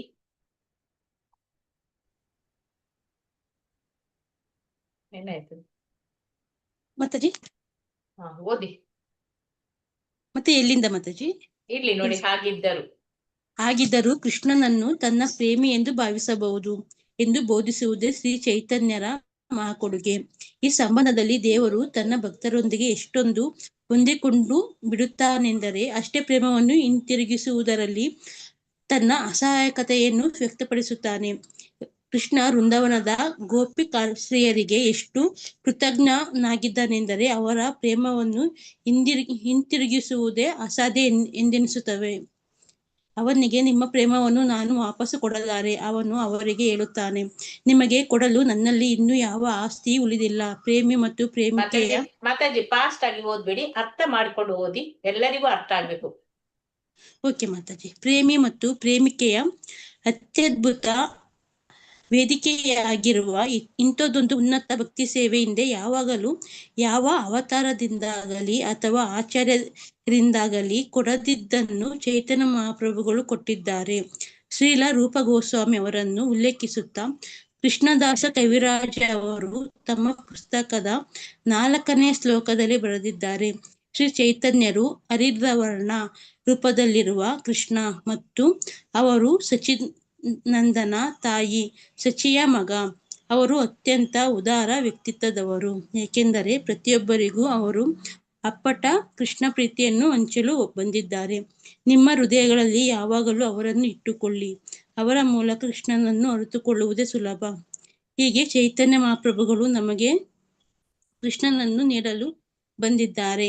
ಅವರು ಹಾಗೆ ನೀಡುವ ಮಾರ್ಗವಾದರೂ ಧ್ಯಾನವಲ್ಲ, ಕರ್ಮವಲ್ಲ, ಶಾಸ್ತ್ರ ಅಧ್ಯಯನವಲ್ಲ, ಪ್ರೇಮದ ಮೂಲಕ. ಮತ್ತೆ ಮುಂದೆ ಓದ್ಬೇಕಾ? ಸಾಕು, ಮತ್ತೆ ಇನ್ನೊಂದೇ ಏನ್ ಅರ್ಥ ಆಯ್ತು ನಿಮ್ಗೆ? ಈಗ ನೀವು ಓದಿದ್ದೀರಾ, ನೀವೇನು ಅರ್ಥ ಮಾಡಿಕೊಂಡ್ರಿ? ಮಾತಾಜಿ ಅಂದ್ರೆ ಏನ್ ಹೇಳ್ತಾರೆ ಮಾತಾಜಿ ಇಲ್ಲಿ ಅಂದ್ರೆ ಚೈತನ್ಯ ಮಹಾಪ್ರಭುಗಳು ಭಕ್ತರು ಹೇಗಿರ್ಬೇಕು ಅನ್ನೋದನ್ನ ತೋರ್ಸ್ಕೊಳಕ್ಕೋಸ್ಕರ ಬಂದಿದ್ದಾರೆ ಅಂತ ಹೇಳ್ತಿದ್ದಾರೆ. ಹಾಗೇನೆ ಅವರು ಅಂದ್ರೆ ಎಷ್ಟು ಭಕ್ತರು ಕೃಷ್ಣಗೆ ಎಷ್ಟು ಪ್ರೇಮನ ಕೊಡ್ತಾರೆ ಅಂದ್ರೆ ಕೃಷ್ಣನು ಕೂಡ ರಿಟರ್ನ್ ಅವ್ರಿಗೆ ಆ ಪ್ರೀತಿನ ಹಿಂದಿರ್ಸಕ್ಕಾಗದಷ್ಟು ಪ್ರೀತಿನ ಭಕ್ತರಿಂದ ಪಡೆಯಕ್ಕೆ ಇಷ್ಟಪಡ್ತಾರೆ ಅಂತ ಹೇಳ್ತಾರೆ. ಅವ್ರಿಗೆ ಯಾವ ಆಸ್ತಿನೂ ಕೂಡ ಅವ್ರಿಗೆ ಕೊಡಕ್ ಆಗೋದಿಲ್ಲ, ಅದೇನು ಕೂಡ ಇಲ್ಲ ಅಂತ ಹೇಳ್ತಾರೆ. ಮತ್ತೆ ಇನ್ನೊಂದೇನಪ್ಪಾ ಅಂದ್ರೆ ಅವರು ಜಾಸ್ತಿ ಅಪ್ಪ ಆಗೋಕ್ಕಿಂತಲೂ ಕೂಡ ಮಗನಾಗಿ ಪ್ರೀತಿನ ತಗೊಳೋದಕ್ಕೆ ಇಷ್ಟಪಡ್ತಾರೆ. ಅಂದ್ರೆ ಒಬ್ರು ಮನೆಯಲ್ಲಿ ಅವರು ಇರೋ ಅಂದ್ರೆ ಯಶೋಧಾನಂದನ ಆಗಿರ್ಬೋದು, ನಂದನ ಅವ್ರಾಗಿರ್ಬೋದು, ದೇವಕಿ ಮತ್ತೆ ವಸುದೇವನಂದ ಆಗಿರ್ಬೋದು, ವಾಮದೇವ ಆಗಿರ್ಬೋದು, ಅಂದ್ರೆ ಎಲ್ಲರಿಂದಲೂ ಕೂಡ ಅವರು ಮಗನಾಗೇನೆ ಆ ಪ್ರೀತಿನ ತಗೊಳೋದಕ್ಕೆ ಇಷ್ಟಪಡ್ತಾರೆ. ಅಂದ್ರೆ ಅವ್ರು ತಂದೆ ಹಾಕಿಂತಲೂ ಕೂಡ ಅವರು ಮಗನಾಗಿ ಅವರಲ್ಲಿ ಪ್ರೀತಿ ಅಪ್ಪ ಅಮ್ಮಗೆ ಅವ್ರ ಪ್ರೀತಿನ ಕೊಡ್ಬೋದು. ನೆಟ್ವರ್ಕ್ ಏನೋ ಪ್ರಾಬ್ಲಮ್ ಇದೆ. ಹರೇ ಕೃಷ್ಣ. ಯಾರು ವಿವರಿಸ್ತೀರಿ? ಮಾತಾಜಿ ನಾನು ವಿವರಿಸ್ತೀನಿ ಮಾತಾಜಿ. ಹೇಳಿ. ಇಲ್ಲಿ ಭಗವಂತ ಏನ್ ಹೇಳ್ತಾ ಇದ್ದಾರೆ ಅಂದ್ರೆ, ದೇವರು ತನ್ನ ಭಕ್ತರೊಂದಿಗೆ ಎಷ್ಟೊಂದು ಹೊಂದಿಕೊಂಡು ಬಿಡುತ್ತಾನೆಂದರೆ ಅಷ್ಟೇ ಪ್ರೇಮವನ್ನು ಹಿಂತಿರುಗಿಸುವುದರಲ್ಲಿ ತನ್ನ ಅಸಹಾಯಕತೆಯನ್ನ ವ್ಯಕ್ತಪಡಿಸುತ್ತಾನೆ. ಇದಕ್ಕೆ ಉದಾಹರಣೆ ಏನು ಅಂತಂದ್ರೆ, ಸುಧಾಮನ ಭಕ್ತಿಗೆ ಭಗವಂತ ಎಲ್ಲ ಐಶ್ವರ್ಯವನ್ನ ಕೊಡ್ತಾನೆ. ಕೊಟ್ಟಾಗ ಏನಾಗುತ್ತೆ, ಆ ಕೃಷ್ಣನಿಗೆ ಸ್ವಲ್ಪ ಅವ್ನಿಗೆ ಅಸಮಾಧಾನ ಆಗುತ್ತೆ, ಬೇಜಾರಾಗುತ್ತೆ. ಯಾಕೆ ಅಂತಂದ್ರೆ ಅವನಿಗೆ ಇಂದ್ರನಷ್ಟು ಐಶ್ವರ್ಯ, ಇಂದ್ರನಿಗೆ ಎಷ್ಟಿದೆಯೋ ಐಶ್ವರ್ಯ ಅಷ್ಟನ್ನು ಅವನಿಗೆ ಕೊಟ್ಟಿದ್ರು ಕೂಡ ಭಗವಂತನಿಗೆ ಅವನು ತೋರಿಸ್ತಿರೋ ಒಂದು ಪ್ರೀತಿಗೆ ನಾನು ಅಷ್ಟೊಂದು ಕೊಡಕ್ ಆಗ್ತಾ ಇಲ್ವಲ್ಲ ಅಂತ ಅಂದ್ಬಿಟ್ಟು. ಹಾಗೇನೆ ಅದೇ ಸನ್ನಿವೇಶದಲ್ಲಿ ಭಗವಂತ ಎಲ್ಲ ಅವಲಕ್ಕಿಯನ್ನ ತಿಂತಾ ಇರ್ತಾನೆ. ಆಗ ಲಕ್ಷ್ಮಿ ಎಚ್ಚರಿಸ್ತಾಳೆ, ರುಕ್ಮಿಣಿ ಎಚ್ಚರಿಸ್ತಾಳೆ, ಏನಂತ ಅಂದ್ರೆ, ನೀನ್ ತಿನ್ಬೇಡ ಕೃಷ್ಣ, ಅಷ್ಟೊಂದು ಅವಲಕ್ಕಿ ತಿಂದ್ಬಿಟ್ರೆ ನಾನೋಗಿ ಅವನ ಸುಧಾಮನ ಮನೆ ಸೇವೆ ಮಾಡ್ಬೇಕಾಗುತ್ತೆ, ಏಕೆಂದ್ರೆ ಅಷ್ಟೊಂದನ್ನ ಕೊಡಕ್ಕಾಗಲ್ಲ ಅಂತ. ಅಂದ್ರೆ ಭಗವಂತ ಎಷ್ಟು ಕರುಣಾಮಯಿ ಅಂತಂದ್ರೆ, ನಾವು ಎಷ್ಟು ನಮ್ಮಲ್ಲಿ ಆ ಭಗವಂತನ ಬಗ್ಗೆ ಪ್ರೇಮ ಉಕ್ಕಿ ಉಕ್ಕಿ ಬರುತ್ತೋ ಅಷ್ಟು ಪ್ರೇಮವನ್ನ ಅವನು ಕೊಡೋದಕ್ಕೆ ಅಷ್ಟೇ ನಾವು ಎಷ್ಟು ಪ್ರಮಾಣದಲ್ಲಿ ಕೊಡ್ತೀವಿ ಅದಕ್ಕಿಂತ ಹೆಚ್ಚಿನ ಪ್ರಮಾಣದಲ್ಲಿ ಕೊಡೋದಕ್ಕೆ ಅವನು ಬಯಸ್ತಾನೆ. ಹಾಗಾಗಿ ಇದನ್ನ ಅದೇ ಪಾಯಿಂಟ್ ನ ಇಲ್ಲಿ ಹೇಳ್ತಾ ಇರೋದು, ದೇವರು ತನ್ನ ಭಕ್ತರೊಂದಿಗೆ ಎಷ್ಟೊಂದು ಹೊಂದಿಕೊಂಡು ಬಿಡುತ್ತಾನೆಂದರೆ ಅಷ್ಟೇ ಪ್ರೇಮವನ್ನು ಹಿಂದಿರುಗಿಸುವುದರಲ್ಲಿ ತನ್ನ ಅಸಹಾಯಕತೆಯನ್ನ ವ್ಯಕ್ತಪಡಿಸುತ್ತಾನೆ. ಅವನು ನಾವ್ ಎಷ್ಟು ಪ್ರೇಮ ಕೊಡ್ತೀವೋ ಅದಕ್ಕಿಂತ ಹೆಚ್ಚಿನದನ್ನ ಕೊಡ್ಬೇಕು. ಯಾಕಂದ್ರೆ ಅವ್ನು ಹೇಳ್ತಾನೆ, ನನ್ನ ಇಂದ್ರನಿಗಿಂತ ಇನ್ನೆಚ್ಚು ಐಶ್ವರ್ಯ ಅವನಿಗೆ ಕೊಡೋದಕ್ಕಾಗಲ್ವಲ್ಲ ಅಂತ ಭಗವಂತ ಬೇಜಾರ್ ಮಾಡ್ಕೋತಾನಂತೆ. ಕೃಷ್ಣ ವೃಂದಾವನದ ಗೋಪಿಕಾ ಸ್ತ್ರೀಯರಿಗೆ ಎಷ್ಟು ಕೃತಜ್ಞನಾಗಿದ್ದನೆಂದರೆ ಅವರ ಪ್ರೇಮವನ್ನು ಹಿಂದಿರುಗಿಸುವುದು ಅಸಾಧ್ಯ ಎಂದೆನಿಸುತ್ತದೆ ಅವನಿಗೆ. ನಿಮ್ಮ ಪ್ರೇಮವನ್ನು ನಾನು ವಾಪಸ್ಸು ಕೊಡಲಾರೆ ಎಂದು ಅವನು ಅವರಿಗೆ ಹೇಳುತ್ತಾನೆ. ನಮ್ಮ ಪ್ರೇಮ ಎಷ್ಟಿದೆ, ಭಗವಂತ ಏನು ನೋಡಲ್ಲ, ಅವನ್ಗೆ ಯಾವುದು ಬೇಕಾಗಿಲ್ಲ, ಯಾಕಂದ್ರೆ ಅವನಲ್ಲೇ ಸಾಕಷ್ಟು ಇದೆ. ಹಾಗಾಗಿ ನಮ್ಮ ಪ್ರೀತಿ, ನಮ್ಮ ಭಕ್ತಿ, ನಮ್ಮ ಪ್ರೇಮವನ್ನ ಮಾತ್ರ ಕೇಳ್ತಾ ಇದ್ದಾನೆ. ಆ ಪ್ರೇಮವನ್ನ ಕೊಡೋದಕ್ಕೆ ನಮ್ಗೆ ಸಾಧ್ಯ ಆಗ್ತಾ ಇಲ್ಲ. ಹರೇ ಕೃಷ್ಣ ಮಾತಾಜಿ. ಹರೇ ಕೃಷ್ಣ. ಹರೇ ಕೃಷ್ಣ ಮಾತಾಜಿ. ಇಲ್ಲಿ ಹೇಳಿ ಮಾತಾಜಿ. ಹರೇ ಕೃಷ್ಣ. ಹರೇ ಕೃಷ್ಣ ಮಾತಾಜಿ. ಹರೇ ಕೃಷ್ಣ. ಇಲ್ಲಿ ಅಂದ್ರೆ ಎಲ್ಲ ಇದರಲ್ಲಿ ಗೋಪಿಯರು ಮಾಡುವ ಆ ವಾತ್ಸಲ್ಯ ಸಾರಿ ಆ ಒಂದು ಮಾಧುರ್ಯ ಅಂದ್ರೆ ಕೃಷ್ಣ ಪ್ರೇಮಿ ಅಂತ ಭಾವಿಸೋದು ಇದು ಹೈಯೆಸ್ಟ್. ಇದನ್ನ ಕೊಡ್ಲಿಕ್ಕೆ ಇದು ಚೈತನ್ಯ ಮಹಾಪ್ರಭುಗಳ ಕೊಡುಗೆ. ಯಾರು ಕೂಡ ರಾಧಾರಾಣಿ ಮತ್ತು ಗೋಪಿಯರು ಮಾಡಿದ ಇದನ್ನ ಯಾವ ಆಚಾರ್ಯರು ತಿಳಿಸಿಲ್ಲ. ಮತ್ತೆ ಆ ಕೃಷ್ಣನ ಜೊತೆಗೆ ರಾಧಾರಾಣಿ ಮತ್ತು ಗೋಪಿಕೆಯರ ಸಂಬಂಧ ಅದನ್ನ ಯಾರು ಆಚಾರ್ಯರು ತಿಳಿಸಿಲ್ಲ, ಬೇರೆ ಯಾವ ಒಂದು ಅವತಾರಗಳು ತಿಳಿಸಿಲ್ಲ. ಆದರೆ ಚೈತನ್ಯ ಮಹಾಪ್ರಭುಗಳು ಇದನ್ನ ಕೊಡ್ತಾ ಇದ್ದಾರೆ. ಅಂದ್ರೆ ಆ ಮಾಧುರ್ಯ ರಸದಲ್ಲಿ ಭಗವಂತನ ಸೇವೆ ಮಾಡೋದು ಅದು ಅತ್ಯುನ್ನತವಾದ ಸೇವೆ.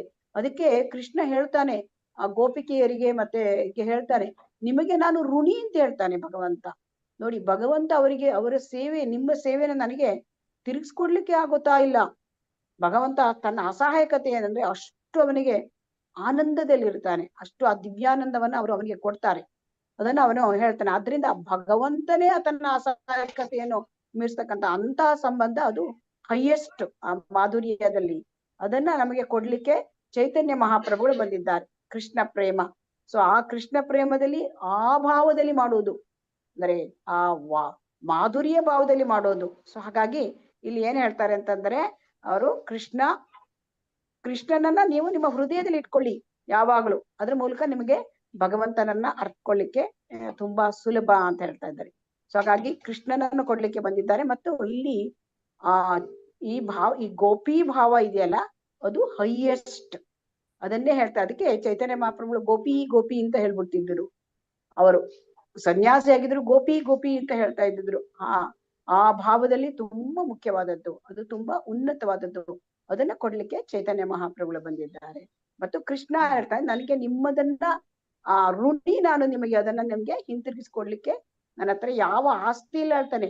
ಎಲ್ಲ ಇಡೀ ಇರುವ ಎಲ್ಲ ಇರ್ತಕ್ಕಂಥ ಆಧ್ಯಾತ್ಮಿಕ ಲೋಕ, ಭೌತಿಕ ಲೋಕ ಎಲ್ಲದಕ್ಕೂ ಚರಾಚರ ವಸ್ತುಗಳ ಒಡೆಯ ಅವನೇ ಹೇಳ್ತಾನೆ, ನನ್ನ ಹತ್ರ ಏನೂ ಇಲ್ಲ, ನಿಮಗೆ ನಿಮ್ಮ ಒಂದು ಸೇವೆಯನ್ನ ನನಗೆ ಹಿಂತಿರುಗಿಸ್ಲಿಕ್ಕೆ ಕೊಡಕ್ಕಾಗಲ್ಲ ಅಂತ. ಇದು ಹೈಯೆಸ್ಟ್ ಭಾವ. ಹರೇ ಕೃಷ್ಣ ಮಾತಾಜಿ. ಹರೇ ಕೃಷ್ಣ. ಹೇಳಿ ಮಾತಾಜಿ. ಇಲ್ಲಿ ಚೈತನ್ಯ ಮಹಾಪ್ರಭುಗಳ ಒಂದು ಅವತಾರಕ್ಕೆ ಒಂದು ಕಾರಣ, ಆಂತರಿಕ ಕಾರಣವನ್ನ ಕೊಡ್ತಾ ಇದ್ದಾರೆ. ಅವನು ರಾಧಾರಾಣಿಯ ಭಾವವನ್ನ ಅನುಭವಿಸ್ಬೇಕು ಭಕ್ತನಾಗಿ ಅಂತಾನೆ ಬಂದಿದ್ದಾನೆ. ಆ ಒಂದು ಪ್ರೀತಿ ಅವ್ರು ಏನ್ ಕೊಟ್ಟಿದ್ರು ರಾಧಾರಾಣಿ ಮತ್ತೆ ಗೋಪಿಕೆಯರು ಮಾಧುರ್ಯ ಭಾವದಲ್ಲಿ, ಅದನ್ನ ಹಿಂದಿರುಗಿಸೋದಕ್ಕೆ ಅವನಿಂದ ಸಾಧ್ಯ ಇಲ್ಲ ಅಂತ ಅವನು ಒಪ್ಕೊಂತಾನೆ. ಮತ್ತೆ ಅದನ್ನ ನಾನು ಅನುಭವಿಸ್ಬೇಕು, ಅದು ಹೇಗಿದೆ, ಅದ್ರಲ್ಲಿ ಏನಿದೆ ಅಂತ ರುಚಿ, ಅದ್ರಲ್ಲಿ ಏನ್ ಸವಿ ಇದೆ ನೋಡ್ಬೇಕು ಅಂತ ಬಂದಿದ್ದಾನೆ. ಅದ್ರಲ್ಲಿ ಅವನು ಹೇಳ್ತಾ ಇದ್ದಾನೆ. ಅಂದ್ರೆ ಇಲ್ಲಿ ಕೃಷ್ಣರಾಜ ಕವಿರಾಜ ಗೋಸ್ವಾಮಿಗಳು ಕೂಡ ಹೇಳ್ತಾರೆ, ಕೃಷ್ಣ ಯಾರಾದ್ರೂ ಒಬ್ರು ಏನಾದ್ರು ಕೊಟ್ರು ಅಂದ್ರೆ ಅವ್ರಿಗೆ 1000 ಪಟ್ಟು ಕೊಡ್ತಾನೆ ಅಂತ. ಆದ್ರೆ ಅವನು ಮಾಧುರ್ಯ ರಸದಲ್ಲಿ ಗೋಪಿಕೆಯರಿಗೆ ಅವನು ಸೋತೋಗ್ಬಿಟ್ಟ ಅಂತ, ಅವ್ರಿಗೆ ಅವ್ನಿಗೆ ವಾಪಸ್ ಕೊಡಕ್ಕೆ ಸಾಧ್ಯನೇ ಆಗ್ಲಿಲ್ಲ ಅಂತ. ಅದನ್ನ ಒಪ್ಕೊಂಡ್ಬಿಟ್ಟು, ಇಲ್ಲ ನೀವು ನನಗೋಸ್ಕರ ರಾಸ ನೃತ್ಯ ಅಂತ ಹೇಳ್ತಾರೆ, ಅದನ್ನ ತಪ್ಪಾಗಿ ಎಷ್ಟು ಜನ ತಿಳ್ಕೊಂಡಿದ್ದಾರೆ ಗೊತ್ತಿಲ್ಲ. ಆದ್ರೆ ಅಲ್ಲಿ ಅವರು ಸರ್ವಸ್ವವನ್ನ ಭಗವಂತನಿಗೆ ಅರ್ಪಣೆ ಮಾಡ್ತಾರೆ. ಅಂದ್ರೆ ಪೂರ್ತಿಯಾಗಿ ಅವರು ಎಲ್ಲವನ್ನೂ ಕೂಡ, ಅಂದ್ರೆ ಅವರ ಮನೆ, ಅವರು ಅಥವಾ ಸಾಧಾರಣ ಜನ ಅನ್ಕೊಂತಾರೆ ಮರ್ಯಾದೆ ಆ ತರ ಎಲ್ಲ, ರಾತ್ರಿ ಹಾಸಮ್ಯ ಕತ್ತಲೆ ಕಾಡು ಅಂತೆಲ್ಲ, ಅಂತ ಟೈಮಲ್ಲಿ ಕೃಷ್ಣನನ್ನ ನೆಚ್ಚಿ ಬರ್ತಾರೆ. ಅಂದ್ರೆ ಎಲ್ಲವನ್ನೂ ಬಿಟ್ಟು ನನಗಾಗಿ ನೀವು ಬಂದಿದ್ದೀರಾ, ನಿಮ್ಗಾಗಿ ಆ ರೀತಿ ನಾನು ಹೇಗೆ ಬರಕ್ ಸಾಧ್ಯ ಅಂತ. ಹಾಗೆ ಅವನು ಇಲ್ಲಿ ಚೈತನ್ಯ ಮಹಾಪ್ರಭುಗಳಾಗಿ ಸನ್ಯಾಸ ಸ್ವೀಕಾರ ಮಾಡಿ, ಮತ್ತೆ ಆ ಪ್ರೀತಿಯನ್ನ, ಆ ಕೃಷ್ಣ ಭಕ್ತಿಯನ್ನ ಅವರು ಸವಿತಾರೆ. ಮತ್ತೆ ಇದೊಬ್ಬರಿಗೂ ಕೂಡ, ಎಲ್ಲರಿಗೂ ಕೂಡ ಅದನ್ನ ಸವಿಯೋದಿಕ್ಕೆ ಅವಕಾಶ ಮಾಡ್ಕೊಡ್ತಾ ಇದ್ದಾರೆ ಮಾತಾಜಿ ಚೈತನ್ಯ ಚರಿತಾಮೃತ ಈ ಅವರ ಒಂದು ಲೀಲೆಗಳ ಮೂಲಕ. ಹರೇ ಕೃಷ್ಣ. ಹರೇ ಕೃಷ್ಣ ಮಾತಾಜಿ. ನಾನು ಒಂದು ಸನ್ನಿವೇಶದಲ್ಲಿ ಹರೇ ಕೃಷ್ಣ, ಹರೇ ಕೃಷ್ಣ ಮಾತಾಜಿ, ಇಲ್ಲೊಂದು ಪಾಯಿಂಟ್ ಹೇಳ್ತೀನಿ ಮಾತಾಜಿ. ಇದು ಶ್ರೀಲಾ ರೂಪ ಗೋಸ್ವಾಮಿ ಅವರನ್ನು ಉಲ್ಲೇಖಿಸುತ್ತಾ ಇದು ಕೃಷ್ಣದಾಸ್ ಕವಿರಾಜ್ ಅವರು ತಮ್ಮ ಪುಸ್ತಕದ 4ನೇ ಶ್ಲೋಕದಲ್ಲಿ ಹಿಂಗ್ ಬರೆದಿದ್ದಾರೆ, ಶ್ರೀ ಚೈತನ್ಯರು ಹರಿದ್ರವಣ ರೂಪದಲ್ಲಿ ಕೃಷ್ಣ ಅಂತ. ಇಲ್ಲಿ ಸುವರ್ಣ ವರ್ಣ ಅಂತ ನಮ್ಗೆ ಹಿಂದೆನೆ ಒಂದು ಇದು ವಿಷ್ಣು ಇದರಲ್ಲಿ ಒಂದು ನಿಮಿಷ, ನಮ್ಗೆ ವಿಷ್ಣು ಸಹಸ್ರ ನಾಮದಲ್ಲಿ 79ನೇ ಶ್ಲೋಕದಲ್ಲಿ ಹೇಳಿದ್ದಾರೆ. ಒಂದು ದ್ವಾಪರ ಯುಗದಲ್ಲಿ ಇದನ್ನ ಹೇಳಿದ್ದಾರೆ ಮಾತಾಜಿ. ಸುವರ್ಣ ವರ್ಣೋ ಹೇಮಾಂಗೋ ವರಾಂಗಾಶ್ಚಂದ ನಾಗಂದಿ ವೀರಹ ವಿಷಮಂ ಶೂನ್ಯೋ ಘೃತ ಶ್ರೀ ಅಚ್ಚಲ ಛಲ ಅಂತ ಹಿಂದೆನೆ ಹೇಳಿದ್ದಾರೆ. ಸುವರ್ಣ ವರ್ಣದಲ್ಲಿ ಕೃಷ್ಣ ಬರ್ತಾನೆ ಅಂತ ಹಿಂದೆನೆ ಒಂದು ದ್ವಾಪರ ಯುಗದಲ್ಲಿ ಇದನ್ನ ಹೇಳಿದಾರಂತೆ. ಸೊ ಇಲ್ಲಿ ಹರಿದ್ರವಣ ಅಂತ ಬಂತಲ್ಲ, ಹಾಗಾಗಿ ನನ್ಗೆ ಅದು ಜ್ಞಾಪಕ ಬಂತು, ಅದಕ್ಕೆ ಅದನ್ನ ಹೇಳಿದೆ ಮಾತಾಜಿ. ಶಚಿ ನಂದನ ತಾಯಿಯ ಶಚಿಯ ಮಗ ಇವರು ಅಂತ ಹೇಳ್ತಾ ಇದ್ದಾರೆ. ಹರೇ ಕೃಷ್ಣ ಮಾತಾಜಿ. ಹರೇ ಕೃಷ್ಣ ಮಾತಾಜಿ. ಅದು ಮಾತಾಜಿ ಹೇಳ್ತಾ ಇದ್ದಲ್ಲ, ಗೋಪಿಕೆಯರ ಪ್ರೀತಿ ಪ್ರೇಮಕ್ಕೆ ಋಣಿಯಾಗಿದ್ದಾನೆ ಕೃಷ್ಣ ಅಂತ ಹೇಳಿ ಒಂದು ಸನ್ನಿವೇಶ ಜ್ಞಾಪಕಕ್ಕೆ ಬರುತ್ತೆ. ನಾರದರಿಗೆ ಇದು ಏನು ಇಷ್ಟು ಪ್ರಾಮುಖ್ಯತೆ ಕೊಡ್ತಾನಲ್ಲ ಅಂತ ಅನ್ಕೊಂಡಿದ್ದಾಗ, ಯಾಕೆ ಅಷ್ಟು ಪ್ರಾಮುಖ್ಯತೆ ಅಂತ ತೋರಿಸ್ಲಿಕ್ಕೆ ಕೃಷ್ಣ ಏನಂತಾನೆ, ನಂಗೆ ತುಂಬಾ ತಲೆನೋವಾಗಿದೆ, ಅದಕ್ಕೋಸ್ಕರ ನನ್ಗೆ ಅದಕ್ಕೆ ಔಷಧ ಅಂದ್ರೆ ಕಾಲಿನ ಧೂಳು, ಅದನ್ನ ಹಣೆಗೆ ಹಚ್ಕೊಂಡ್ರೆ ಮಾತ್ರ ನಂಗೆ ಕಡಿಮೆ ಆಗತ್ತೆ ಅಂತ ಹೇಳಿ, ನೀ ಪಾದದ ಧೂಳನ್ನ ಕೇಳಿ ಬಾ, ಎಲ್ಲಾರನ್ನ ಯಾರು ಕೊಡ್ತಾರೋ ಇಸ್ಕೊಂಬ ಅಂತ. ನಾರದ ಎಲ್ಲಾರನ್ನೂ ಕೇಳ್ತಾನೆ. ಗೋಪ ಬಾಲಕರ ಸಹಿತ ಅಷ್ಟು ಪ್ರೀತಿಯಿಂದ ಎಲ್ಲ ಇರ್ತಾರೆ ಅಂದ್ರೂ ಕೂಡನು ಅವ್ರು ಅಯ್ಯಯ್ಯೋ ಅದ್ ಕೊಟ್ರೆ ನಾವೆಲ್ಲ ನರಕಕ್ಕೆ ಹೋಗ್ತೀವಿ, ನಮ್ಮ ಪಾದ ಧೂಳಿ ಕೊಡೋದು ಅಂತಂದ್ರೆ ಏನು ಕೃಷ್ಣನ್ಗೆ ಅಂತ ಎಲ್ಲರೂ ಕೂಡ ಅದನ್ನ ಒಪ್ಕೊಳ್ಳೋದಿಲ್ಲ.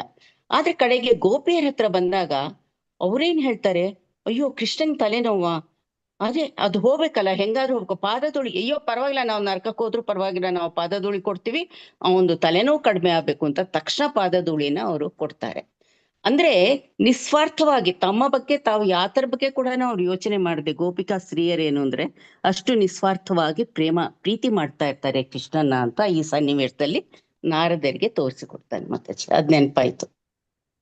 ಹರೇ ಕೃಷ್ಣ. ಹರೇ ಕೃಷ್ಣ ಮಾತಾಜಿ. ಅದು ಈಗ್ಲೂ ನಡೀತಾ ಇದೆ ಮಾತಾಜಿ. ಪಂಡ್ರಾಪುರದಲ್ಲಿ ಭಗವಂತನ ಹಣೆಗೆ ಇಡೋ ಅಂತದ್ದು ಎಲ್ಲಾ ಭಕ್ತರು ಎಷ್ಟು ಜನ ಬರ್ತಾರೋ ಅಷ್ಟೋ ಜನದ ಪಾದದ ಧೂಳನ್ನ ಅದು ಮಿಕ್ಸ್ ಮಾಡಿ ಅದನ್ನ ಗಂಧದ ರೂಪದಲ್ಲಿ ಭಗವಂತನಿಗೆ ಇಡ್ತಾರೆ ಮಾತಾಜಿ. ಈಗ್ಲೂ ನಡೀತಾ ಇದೆ. ಚಂದ್ರಿಕಾ ಮಾತಾಜಿ ಓದಿಯು. ಮಾತಾಜಿ. ನಾವು ಆಗಾಗ ಭಗವತ್ ಪ್ರೇಮ ಎನ್ನುವ ಮಾತನ್ನು ಕೇಳುತ್ತಿರುತ್ತೇವೆ. ಈ ಭಗವತ್ ಪ್ರೇಮವನ್ನು ನಿಜವಾಗಲೂ ಎಲ್ಲಿಯವರೆಗೆ ಬೆಳೆಸಬಹುದು ಎನ್ನುವುದನ್ನು ನಾವು ವೈಷ್ಣವ ತತ್ವಶಾಸ್ತ್ರದಿಂದ ತಿಳಿಯಬಹುದು. ಭಗವತ್ ಪ್ರೇಮದ ತಾತ್ವಿಕ ಜ್ಞಾನವನ್ನು ನಾವು ಅನೇಕ ಸ್ಥಳಗಳಲ್ಲಿ ಮತ್ತು ಅನೇಕ ಗ್ರಂಥಗಳಲ್ಲಿ ಕಾಣಬಹುದು. ಆದರೆ ನಿಜವಾಗಲೂ ಈ ಭಗವತ್ ಪ್ರೇಮ ಎಂದರೇನು ಮತ್ತು ಇದನ್ನು ಬೆಳೆಸುವುದು ಹೇಗೆ ಎನ್ನುವುದನ್ನು ವೈಷ್ಣವ ಸಾಹಿತ್ಯಗಳಲ್ಲಿ ನೋಡಬಹುದು. ಚೈತನ್ಯ ಮಹಾಪ್ರಭುಗಳು ಕೊಟ್ಟಿರುವುದು ಇಂಥದೊಂದು ಅಪೂರ್ವವಾದ ಮತ್ತು ಉನ್ನತವಾದ ಭಗವತ್ ಪ್ರೇಮ ವಿಕಾಸ. ನೆಕ್ಸ್ಟ್ ಓದ್ಬೇಕಾ ಮಾತಾಜಿ? ಓದಿ ಒಂದು ಬೇರೆ. ಈ ಲೌಕಿಕ ಪ್ರಪಂಚದಲ್ಲೂ ನಾವು ಒಂದಿಷ್ಟು ಪ್ರೀತಿಯ ಸಂವೇದನೆಯನ್ನು ಹೊಂದಿರಬಹುದು. ಇದು ಹೇಗೆ ಸಾಧ್ಯ? ನಮ್ಮ ಮೂಲ ಭಗವತ್ ಪ್ರೇಮದ ಇರುವಿಕೆಯಿಂದಲೇ. ನಮ್ಮ ಅನುಭವದೊಳಗೆ ನಮ್ಮ ಈ ಬದ್ಧ ಜೀವನದಲ್ಲಿ ನಾವು ಕಂಡುಕೊಳ್ಳುವ ಎಲ್ಲವೂ ಎಲ್ಲದರ ಸರ್ವಮೂಲನಾದ ಭಗವಂತನಲ್ಲಿ ಅಡಕಗೊಂಡಿದೆ. ಭಗವಂತನೊಂದಿಗಿನ ನಮ್ಮ ಮೂಲ ಸಂಬಂಧದಲ್ಲಿ ನಿಜವಾದ ಪ್ರೀತಿ ಇದೆ ಮತ್ತು ಆ ಪ್ರೀತಿ ವಿಕೃತ ಛಾಯೆಯಾಗಿ ಭೌತಿಕ ಸ್ಥಿತಿಗಳ ಮೂಲಕ ಪ್ರತಿಫಲಿಸಿದೆ. ನಮ್ಮ ನಿಜವಾದ ಪ್ರೀತಿ ಮುಂದುವರಿಯುತ್ತಿರುವಂಥದ್ದು ಮತ್ತು ಮುಗಿಯದಂಥದ್ದು. ಆದರೆ ಆ ಪ್ರೀತಿ ಈ ಲೌಕಿಕ ಪ್ರಪಂಚದಲ್ಲಿ ವಿಕೃತ ಛಾಯೆಯಾಗಿ ಪ್ರತಿಫಲಿಸಿರುವುದರಿಂದ ಅದಕ್ಕೆ ಅವಿಚ್ಛಿನ್ನತೆಯ ಅಭಾವವಿದೆ ಮತ್ತು ಅಮಲು ಸ್ಥಿತಿ ಆಕ್ರಮಿಸಿಕೊಂಡಿದೆ. ನಮಗೆ ನಿಜವಾದ ಪಾರಮಾರ್ಥಿಕ ಪ್ರೀತಿ ಬೇಕಾಗಿದ್ದರೆ ನಾವು ನಮ್ಮ ಪ್ರೀತಿಯನ್ನು ಪರಮ ಪ್ರೀತಿಯ ವಸ್ತು ಪರಮ ದೇವೋತ್ತಮ ಪುರುಷ ಕೃಷ್ಣನೆಡೆಗೆ ವರ್ಗಾಯಿಸಬೇಕಾಗುತ್ತದೆ. ಇದು ಕೃಷ್ಣ ಪ್ರಜ್ಞೆಯ ಮೂಲ ತತ್ವ. ಹೇಳ್ಬೇಕಾ ಮಾತಾಜಿ? ಅಂದ್ರೆ ಇಲ್ಲಿ ಹೇಳ್ತಾ ಇದೀವಿ ಭಗವತ್ ಪ್ರೇಮ ಅಂತ ಅಂದ್ರೇನು, ಅದನ್ನ ಹೇಗೆ ಬೆಳೆಸ್ಕೋಬೇಕು, ಹೇಗೆ ಭಗವಂತನಿಗೆ ನಾವು ಪ್ರೇಮವನ್ನ ತೋರಿಸ್ಬೇಕು ಅನ್ನೋದನ್ನ ಈ ವೈಷ್ಣವ ಸಾಹಿತ್ಯಗಳು ನಮ್ಗೆ, ಭಗವದ್ಗೀತೆ ಆಗ್ಬೋದು, ಭಾಗವತ ಆಗ್ಬೋದು, ಈ ಚೈತನ್ಯ ಚರಿತಾಮೃತ ಇವೆಲ್ಲ ನಮ್ಗೆ ತಿಳಿಸ್ಕೊಡ್ತದೆ ಹೇಗೆ ಭಗವಂತನಲ್ಲಿ ನಾವು ಅತ್ಯುನ್ನತವಾದ ಪ್ರೀತಿಯನ್ನ ತೋರಿಸಬಹುದು ಅಂತ. ನಾವೇನ್ ಮಾಡ್ತಾ ಇದೀವಿ, ನಮ್ಮ ಪ್ರೀತಿಯನ್ನ ಬರೀ ನಾವು ಈ ಭೌತಿಕದಲ್ಲಿ ಸೀಮಿತಗೊಳಿಸಿದೀವಿ. ನಮ್ಮ ಮನೆ, ಗಂಡ, ಮಕ್ಕಳು ಇದರಲ್ಲಿ ಸೀಮಿತ ಮಾಡ್ಬಿಟ್ಟಿದೀವಿ. ಏನಾಗುತ್ತೆ, ಇವರೆಲ್ಲ ಎಲ್ಲಿ ತನಕ ನಮ್ ದೇಹ ಇರೋ ತನಕ ಮಾತ್ರ ಈ ಎಲ್ಲ ಸಂಬಂಧಗಳು. ದೇಹ ಬಿಟ್ಟ ತಕ್ಷಣ ಸ್ಮಶಾನ ತನಕ ಬರ್ತಾರೆ ಅಷ್ಟೇ, ಅದ್ರಿಂದ ಮುಂದೆ ಯಾರು ಬರೋದಕ್ಕೆ ಸಾಧ್ಯ ಇಲ್ಲ. ಅಲ್ಲಿಂದ ಮುಂದೆ ಯಾರು ಬರ್ಬೇಕು, ನಮ್ಗೆ ಭಗವಂತ ಮಾತ್ರ ಬರ್ಬೇಕು. ಇದನ್ನ ನಾವು ಈ ಒಂದು ಗ್ರಂಥಗಳಲ್ಲಿ ನಾವು ಅರ್ಥ ಮಾಡ್ಕೋಬೇಕು. ಈ ಲೌಕಿಕ ಪ್ರಪಂಚದಲ್ಲೂ ನಾವು ಒಂದಿಷ್ಟು ಪ್ರೀತಿಯ ಸಂವೇದನೆಯನ್ನು ಹೊಂದಿರಬಹುದು. ಅದು ಹೇಗೆ ಸಾಧ್ಯ? ನಮ್ಮ ಮೂಲ ಭಗವತ್ ಪ್ರೇಮದ ಇರುವಿಕೆಯಿಂದಲೇ ನಮ್ಮ ಅನುಭವದೊಳಗೆ ನಮ್ಮ ಈ ಬದ್ಧ ಜೀವನದಲ್ಲಿ ನಾವು ಕಂಡುಕೊಳ್ಳುವ ಎಲ್ಲವೂ ಎಲ್ಲದರ ಸರ್ವಮೂಲನಾದ ಭಗವಂತನಲ್ಲಿ ಅಡಕಗೊಂಡಿದೆ. ಅಂದ್ರೆ ಇಲ್ಲಿ ನಾವು ಪ್ರೀತಿ ತೋರಿಸ್ತಾ ಇದ್ದೀವಿ, ಅದು ನಿಜವಾಗ್ಲೂ ಆಧ್ಯಾತ್ಮಿಕ ಪ್ರಪಂಚದಲ್ಲಿ ಇದೆ. ಆ ನಿಜವಾದ ಪ್ರೀತಿಯನ್ನ ನಾವೇನ್ ಮಾಡ್ತಿದ್ವಿ, ಅದನ್ನ ವಿಕೃತ, ಆ ಪ್ರೀತಿಯನ್ನ ನಾವು ಇಲ್ಲಿ ನಮ್ಮ ಸ್ವಾರ್ಥಕ್ಕಾಗಿ ನಾವು ಅದನ್ನ ಬಳಸ್ತಾ ಇರೋದ್ರಿಂದ ಅದು ವಿಕೃತ ಆಗಿದೆ. ಅಲ್ಲಿ ಆಧ್ಯಾತ್ಮಿಕ ಪ್ರಪಂಚದಲ್ಲಿ ಏನಿದೆಯೋ ಅದೇ ಈ ಭೌತಿಕ ಪ್ರಪಂಚದಲ್ಲಿ ಇರೋಂಥದ್ದು. ಆದ್ರೆ ಇಲ್ಲೆಲ್ಲ ಅದ್ರ ನೆರಳೇನೆ ಇದು. ಆದ್ರೆ ಇಲ್ಲಿ ಅಂದ್ರೆ ಎಲ್ಲ ತಪ್ಪಾಗಿ ನಡೀತಾ ಇದೆ. ಈಗ ಉದಾಹರಣೆ, ಇಲ್ಲಿ ನಮ್ಮ ಈ ಭೌತಿಕ ಜಗತ್ತಿನಲ್ಲಿ ಸೇವಕ ವೃತ್ತಿ ಅಂತ ಹೇಳಿದ್ರೆ ತುಂಬಾ ಕೆಳಮಟ್ಟದ್ದು, ತುಂಬಾ ಇದು ತುಚ್ಛವಾದದ್ದು ಅಂತ ಯೋಚನೆ ಮಾಡ್ತೀವಿ. ಅದೇ ಸೇವಕ ವೃತ್ತಿ ಆಧ್ಯಾತ್ಮಿಕ ಪ್ರಪಂಚದಲ್ಲಿ ತುಂಬಾ ಶ್ರೇಷ್ಠವಾದದ್ದು ಅಲ್ವಾ? ಇಲ್ಲಿ ಭಗವದ್ಗೀತೆಯಲ್ಲಿ ಒಬ್ಬ ಕೃಷ್ಣನಿಗೆ ಸಾರಥಿ ಆಗ್ತಾರೆ. ಒಬ್ಬ ಡ್ರೈವರ್ ಅಂದ್ರೆ ತುಂಬಾ ಕೆಳಮಟ್ಟದ ಕೆಲಸ. ಅದೇ ನಾವು ಆಧ್ಯಾತ್ಮಿಕ ಲೋಕದಲ್ಲಿ ಭಗವಂತನಿಗೆ ಸೇವೆ ಸಲ್ಲಿಸಿದ್ರೆ ಅದು ಅತ್ಯುತ್ತಮವಾದ ಒಂದು ಶ್ರೇಷ್ಠವಾದ ಕೆಲಸ ಆಗಿರುತ್ತೆ. ನಮ್ಮ ನಿಜವಾದ ಪ್ರೀತಿ ಮುಂದುವರಿಯುತ್ತಿರುವಂತದ್ದು ಮತ್ತು ಮುಗಿಯುವಂಥದ್ದು, ಅದು ಎಷ್ಟು ಮುಗಿದು ಎಷ್ಟು ನಾವು ಕೊಟ್ಟರು ಕೂಡ ಅದು ಮತ್ತೆ ಮತ್ತೆ ಬರುವಂತದ್ದು ಪ್ರೀತಿ ಅಂತಂದ್ರೆ. ಆದರೆ ಆ ಪ್ರೀತಿ ಈ ಲೌಕಿಕ ಪ್ರಪಂಚದಲ್ಲಿ ವಿಕೃತ ಛಾಯೆಯಾಗಿ ಪ್ರತಿಫಲಿಸಿರುವುದರಿಂದ ಅದಕ್ಕೆ ಅವಿಚ್ಛಿನ್ನತೆಯ ಅಭಾವವಿದೆ. ನಾವು ಸರಿಯಾದ ಪ್ರೀತಿ, ಯಾರಿಗೆ ಪ್ರೀತಿ ಮಾಡ್ಬೇಕು, ಯಾರಿಗೆ ಪ್ರೇಮ ತೋರಿಸ್ಬೇಕು ಅನ್ನೋದು ಮನುಷ್ಯನಿಗೆ ಸರಿಯಾದ ರೀತಿಯಲ್ಲಿ ಅರ್ಥ ಆಗ್ತಾ ಇಲ್ಲ. ಈ ಭೌತಿಕ ಪ್ರಪಂಚದಲ್ಲಿ ತೋರಿಸ್ತಾ ಇರೋದನ್ನೇ ಇದೇ ವಾಸ್ತವ, ಇದೇ ನಿಜವಾದ ಪ್ರಪಂಚ, ಇದು ನಾನ್ ಮಾಡ್ತಾ ಇರೋದೇ ಸರಿ ಅನ್ನುವಂತಹ ಭಾವನೆ ಅವನಿಗೆ ಬಂದಿರುತ್ತೆ. ಹಾಗಾಗಿ ಚೈತನ್ಯ ಚರಿತಾಮೃತ ಏನ್ ಹೇಳ್ತಾ ಇದೆ, ಇಲ್ಲ ನೀನ್ ಯಾರಿಗೆ ಪ್ರೀತಿ ತೋರಿಸ್ಬೇಕು, ಆ ಭಗವಂತನಿಗೆ ತೋರಿಸ್ಬೇಕು. ಅವನ ಸಂಬಂಧ, ನಿನ್ನ ಮತ್ತು ಭಗವಂತನ ಸಂಬಂಧವನ್ನ ನೀನು ಗಟ್ಟಿ ಮಾಡ್ಕೋಬೇಕು ಅಂತ ಇಲ್ಲಿ ಹೇಳ್ತಾ ಇದ್ದಾರೆ. ನಾವು ನಮ್ಮ ಪ್ರೀತಿಯನ್ನು ಪರಮ ಪ್ರೀತಿಯ ವಸ್ತು, ಪರಮ ದೇವೋತ್ತಮ ಪರಮ ಪುರುಷ ಕೃಷ್ಣನೆಡೆಗೆ ವರ್ಗಾಯಿಸಬೇಕಾಗುತ್ತದೆ. ಇದು ನಿಜವಾದ ಕೃಷ್ಣ ಪ್ರಜ್ಞೆಯ ಮೂಲ ತತ್ವ. ಭಗವಂತನಿಗೆ ಏನು ಬೇಡ, ನಮ್ಮ ಪ್ರೀತಿ ಒಂದು ಬೇಕು. ಹಾಗಾಗಿ ನಮ್ಮ ಪ್ರೀತಿಯನ್ನ ನಾವು ಬೇರೆಯವ್ರಿಗೆ ಭೌತಿಕ ಲೋಕದಲ್ಲಿ ಹಂಚ್ತಾ ಇದ್ದೀವಿ. ಆದ್ರೆ ನಿಜವಾದ ಭಗವಂತನಿಗೆ ನಾವು ಹಂಚಿದ್ರೆ ನಮ್ಮ ಆತ್ಮ ಸಾಕ್ಷಾತ್ಕಾರ ಮಾಡ್ಕೊಳ್ಳೋದಕ್ಕೆ ಹೆಚ್ಚು ಸಮಯ ಬೇಕಾಗಿಲ್ಲ. ಹರೇ ಕೃಷ್ಣ ಮಾತಾಜಿ. ಹರೇ ಕೃಷ್ಣ. ಬೇರೆಯವ್ರು ಹೇಳ್ಬೋದಾ ಯಾರಾದ್ರೂ? ಮಾತಾಜಿ ಹರೇ ಕೃಷ್ಣ. ಅಂದ್ರೆ ಹೇಳಿ. ನಮಗೆ ಇದು ಭೌತಿಕ ಲೋಕಕ್ಕೂ ಆಧ್ಯಾತ್ಮಿಕ ಲೋಕಕ್ಕೂ ಈಗ ಮಾತಾಜಿ ಹೇಳ್ದಂಗೆ ಅಪೋಸಿಟ್ ಬರುತ್ತೆ. ಅಂದ್ರೆ ಅದಕ್ಕೆ ಎಕ್ಸಾಂಪಲ್ ಮಾತಾಜಿ ಸಾರಥಿ ಅದು ಕೊಟ್ರು. ಸೊ ನಾವು ಪ್ರೀತಿ ಕೂಡ ನಾವು